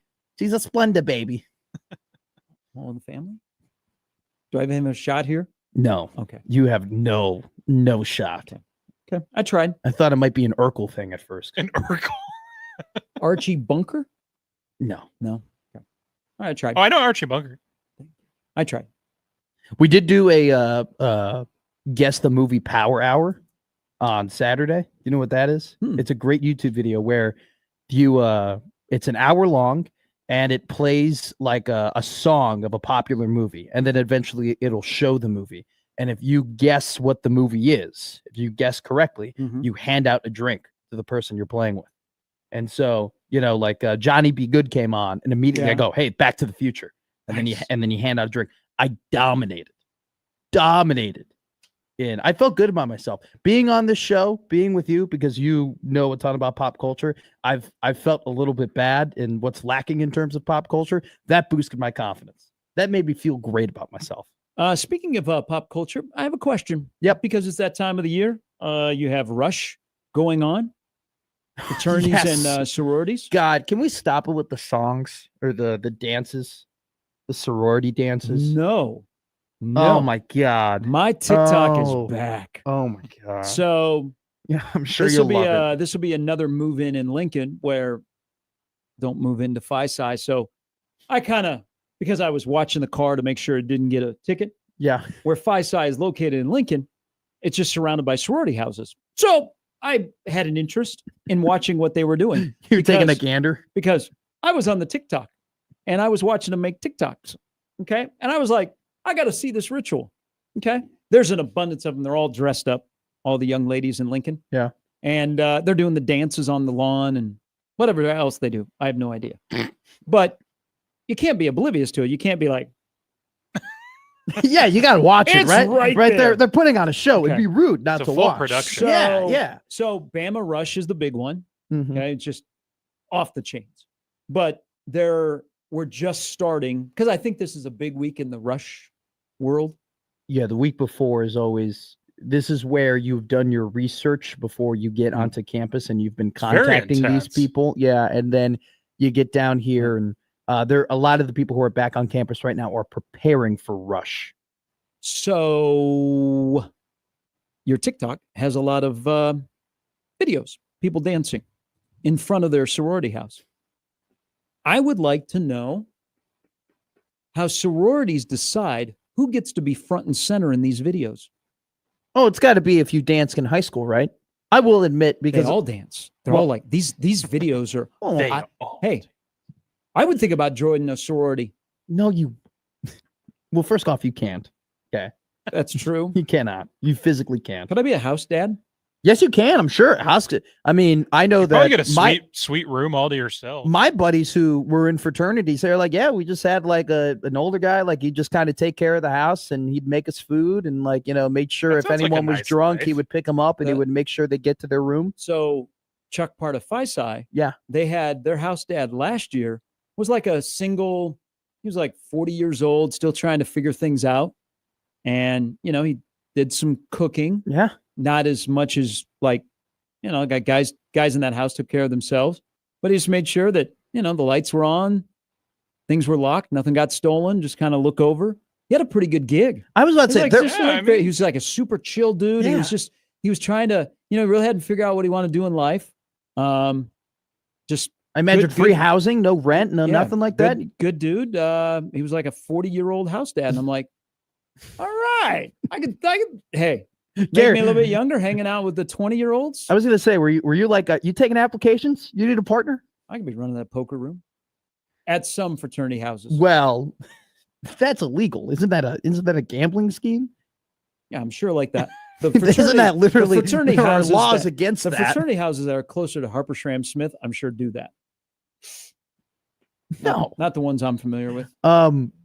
Did you when the sorority videos were going on, did you walk up and you're like, hey, do you need me to record that? Do you need me to No, grab the phone at all? No, I am the normal one. You are the creepy one. I stayed far away. I watched it from afar. I was just trying to figure out, like, I just don't understand that world. Like, they bounced from house to house, and all of a sudden you're singing and you're chanting and you're celebrating, and I have no idea what's going on. And then all of a sudden you're making a TikTok, and I'm like, You watched idly by as long as you could before going, you know what? How long- I've seen enough. This is how you How- do it. wait, And then wait, you wait, wait. started break dancing and showing them how it actually How goes. long were you watching this for?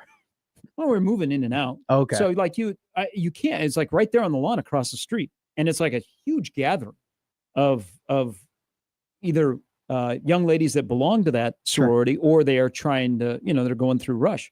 I was fascinated by What how a it works. headache I coordinating wouldn't that. ever man. want to What- be part of a fraternity, but I'm just captivated by the whole process. I don't need to buy my friends. Do you think that's a big deal when they print out the roster and they put it on the door? Who are the dancers for 2025? I want to know, like, who do they decide to be up front? Because most of these high level, like I watched one from Ole Miss this morning, and then I watched one from Mizzou, and then here comes my Bama Rush. I'm like, they're all really good dancers. Yeah, I'm sure. And it's all I'm like, sure they're great at dancing. oh, they are. Have you not? I've seen seen them? a couple of them. They're incredible. Like everybody can dance, and it's so well choreographed. I want to know who gets to be up front. I wonder if it's just like who has the most dance history. Do you wanna- You're in the front. You know what? Netflix should do that. They should do. Well, they you know- did a HBO Max, Peter, and Netflix did a Bama behind the scenes of Bama Rush. Oh, that's Oh, great. did they really? And No, was it good? Oh wait, I might have to. Look that up, It- Peter. it I didn't know what go I'm so watching well. tonight. You're kidding me? They did it at SEC any given Saturday, but sorority edition. Yeah, so I watched it and I was really fired up. Bama Rush, it was 2 years ago. You know that there are full companies Yeah, that on Max. Yeah, so they kind of did some behind the scenes and undercover things. It did Bama Rush back in 2023 because they followed like 2 freshmen that were starting into a sorority. It did not present a good picture. Yeah, no, duh. I But I mean, did- just in but I did- general, but Greek I- life in general. But I did watch the whole thing. It was nearly 3 hours. You watched the whole Oh, thing. Gary. I think there were 2 parts. Just found it. Looks like it's No, about it wasn't 3 hours. Bama, It was like, Bama it was like Rush. 2 hours. Bama Rush Max original 2. It's about an hour 40 minutes. Okay, all right. How much dancing? How much TikTok dancing was in that? No, s- they Bama didn't. They Rush just sorority? they had the lead up to documentary. when you got accepted. You know that there are companies that have to make absolute bank by like preparing people to rush. Have you seen that? They're these full like, they pick out their dresses, they pick out like their shoes, what they should wear based on like, and they also base it on like, oh yeah, I had a client last year and she rushed at this sorority. This is what she did. This is what you should do. They give them talking points and whatnot. Like they do coaching for sorority rushes. That's crazy. Oh, it's a fascinating world. I don't know how great a world it is to some, but some are much better than others. And is it just frat rushing? You just show up to a barbecue and you just kind of like get along with the dudes? It's and you're like, comedic, the disparity of like Yeah. seriousness and intensity. You just go and get a burger and meet guys, and you're Yeah. like, hey, you're cool. You're cool. And then sorority, it's like, you will get here 2 weeks Yeah, before class starts. absolutely. You will not contact the Anybody, outside yeah. world.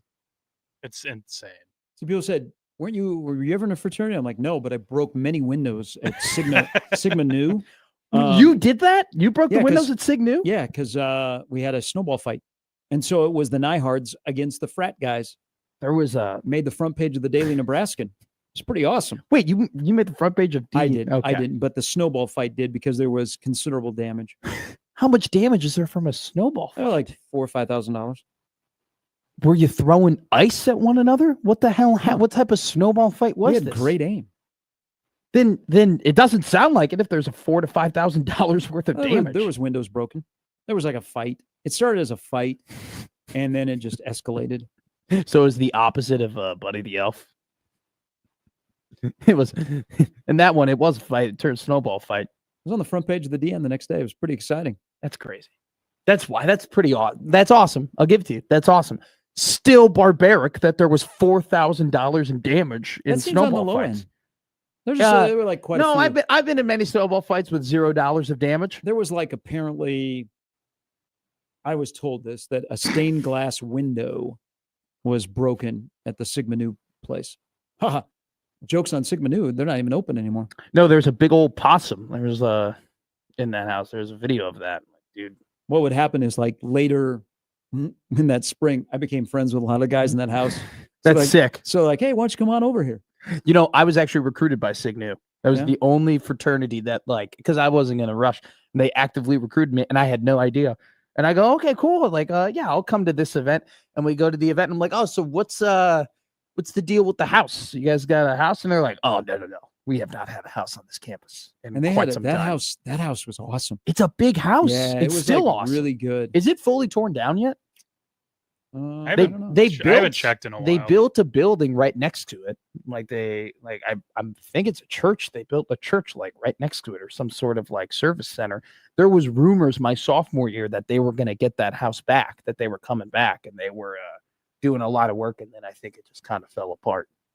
But isn't that the best though? That's just guys being dudes. You get into a $4,000 snowball fight and you almost, trade blows and then you end up being really, really good friends. The Well, I don't think some of the people from the Nyhard side ever Got over that luxury. But you reconciled. Yeah, because a couple of guys were in a couple of my classes that I went to once in a while. when I was in the scouts in elementary school, we had a snowball fight right outside, and You also against Sig Nu? one of they joined in and started pelting us, a bunch of kids. So not me. Someone in the group decided to take an ice chunk and throw that. Obviously, a terrible idea. It hit the school and knocked the O off of the word school, so it just said skull. And obviously, we had to admit that we did it, and it resulted in some punishments. But it was snowball fight gone wrong. Yeah, I haven't had that. I wasn't a frat guy. I was a NARP. I was just when I turned 21, I just became a regular. It's at your old establishment, Jack's Bar. We'll step aside and come back, put a wrap on the show. Crossovers coming up at the top of the hour. Ironically, Peter, you're wearing a Ryan Lefevre Rex Hudler t-shirt. I am. Ryan Lefevre is getting killed. I did see by that. the Twins fans and I had today. no idea about any of this because I didn't watch the Roku stream yesterday. Getting absolutely torched. What'd he do? Him along with Justin Morneau were the Roku broadcasters yesterday. Okay. The Twins walked off the game with a home run. Okay. And that's a home run. Oh, no. Yeah. That's But no good. To be fair, Ryan Lefevre trying to stay neutral because he's the voice of the Royals. He also used to be a Twins broadcaster and a Golden Gopher center fielder. So the Twins fans are livid at him. He is kind of subdued, but even more so yesterday. So ironically, you're wearing that shirt. We'll talk to Connor about Ryan Lefevre during the crossover, among other things. We're back after this on 1620 The Zone.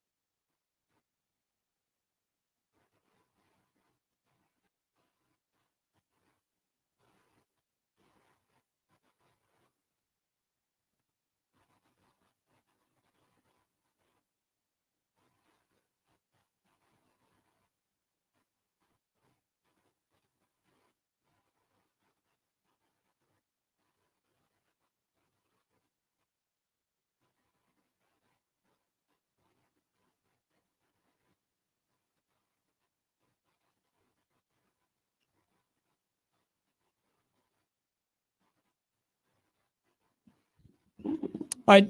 Evan Bland earlier today reiterated something very subtly that Matt Rhule kind of over on Saturday.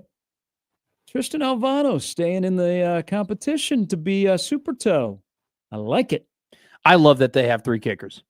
I love it. I'm all over it. Just because there's, once again, we've talked about like demoralizing things in football, and one of them is just when you have a bad kicker and you can't do anything about it. And you're like, all right, like now it is so much harder for us to score, and like you got to get farther down, deeper into the field to make sure that you can kick a field goal. And even if you get there, it's not guaranteed. I love that they just have dudes.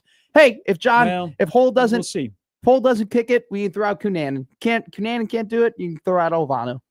So I would say one is the place kicker, one is the kickoff guy, and the other is just hanging out. But the fact that we're now 2 weeks in and all 3 are still being mentioned, and they're in, like, I believe it to be true when they say they're in an even competition. Watch that over the next couple of weeks, because one of them is going to get the honor of being super toe against Cincinnati.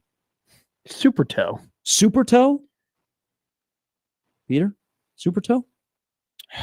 Afraid the I don't. Little kicker, the football, where you bammed his head and he kicked field goals? No. But he was never good for accuracy. Look it up. Never heard of super toe. Look it up. before. Oh, Super toe. Super toe. Back in the 70s and maybe the I 80s. have seen this. You popped his head. If you hit it in the right spot, you had a chance, but the accuracy was off. But dang, he would kick it, and they'd give you the little Super jock little football. the little like a game? This is a game. no, it's super toe. It is the kicker, and then they would give you the field goals like the white. You'd have to construct them so you'd have the field goals. Yeah, So then they give you that plastic field, It's- which you always kick further than that. But when what's his name, Cam Little from the Jaguars the other day hit a 70-yard field goal, I'm like, Captain Super Toe. They need to bring Super Toe back, but they got to fix the accuracy, okay? Because the accuracy is crap, okay? Sometimes you might pop it in the head, and the next thing you know, it's hooked. So right. it's a desk game. No. You put this. We could bring in Super Here Toe. we got the description. The super action field goal kicking game you can play alone or with friends. Yes. You Hit could play super alone. toe. Hit Can you super toe on imagine- the head, and then he'll kick the ball through the goalpost. Can you imagine if you're just there in your house or in your apartment, whatever, and your partner or your roommate walks in and you're just playing super toe by yourself? Why? Then you would join in because it's so cool Then it becomes a that you 1v1. want to be part of Super Toe. No, it sounds like it sounds like a game that I would get tired of in 5 minutes. It sounds like I would hit the field goal and then I immediately be like, all right, cool, I did it. But you pop Super Toe in the head, hit him right in the helmet. I was this guy. Yeah, this With the was before. fingers? That With the was fingers? that was before making the little pieces of, and you were doing the flicking football. Like that. The Super Toe, you had the goalpost, you had the spinner, you had the plastic footballs. It was great.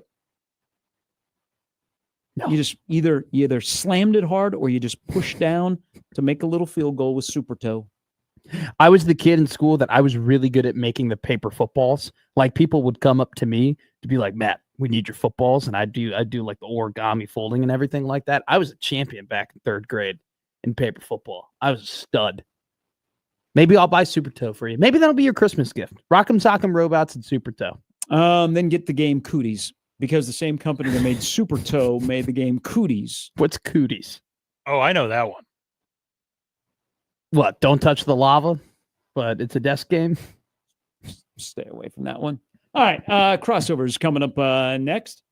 See, that should be the best kicker. Should always win the Super Toe award. Isn't there an actual there's an actual kicker. Lou Groza. Yeah. There's an actual one. Yeah. There is, but it should be Super Toe. The Super The Toe Super kicker Toe of the Memorial year. Trophy. It'd be hard for Tom Dempsey to give out that award. You're missing a toe. I feel like there are so many references in the last hour that have just gone right over my head. I mean, I knew what he was implying. All in the Family and Super Toe. They actually were about the same time. I told you that I felt good about my pop culture knowledge recently, and you just decided, all right, we're going to throw a bunch of stuff that you don't know about now. Oh, I thought you might know about Super Toe. No. Everybody knew about Super Toe. When was it made? 1978? Yeah, I think then. Yeah. Yeah, It's older than me. there's a lot of things older than you. I There's thought you so many might. things I that are bet you older might than know me. about Supertoe. I thought everybody knew about Supertoe. Well, now Remember the people who America gone wrong. Peoply and Supertoe. Those are our 2 words of the day. It was very people-y yesterday. I'll ask Connor if he felt the same way yesterday. When he joins us next for the crossover, we'll see you tomorrow at 6 for Matt, for Peter. I'm Gary on 1620 The Zone.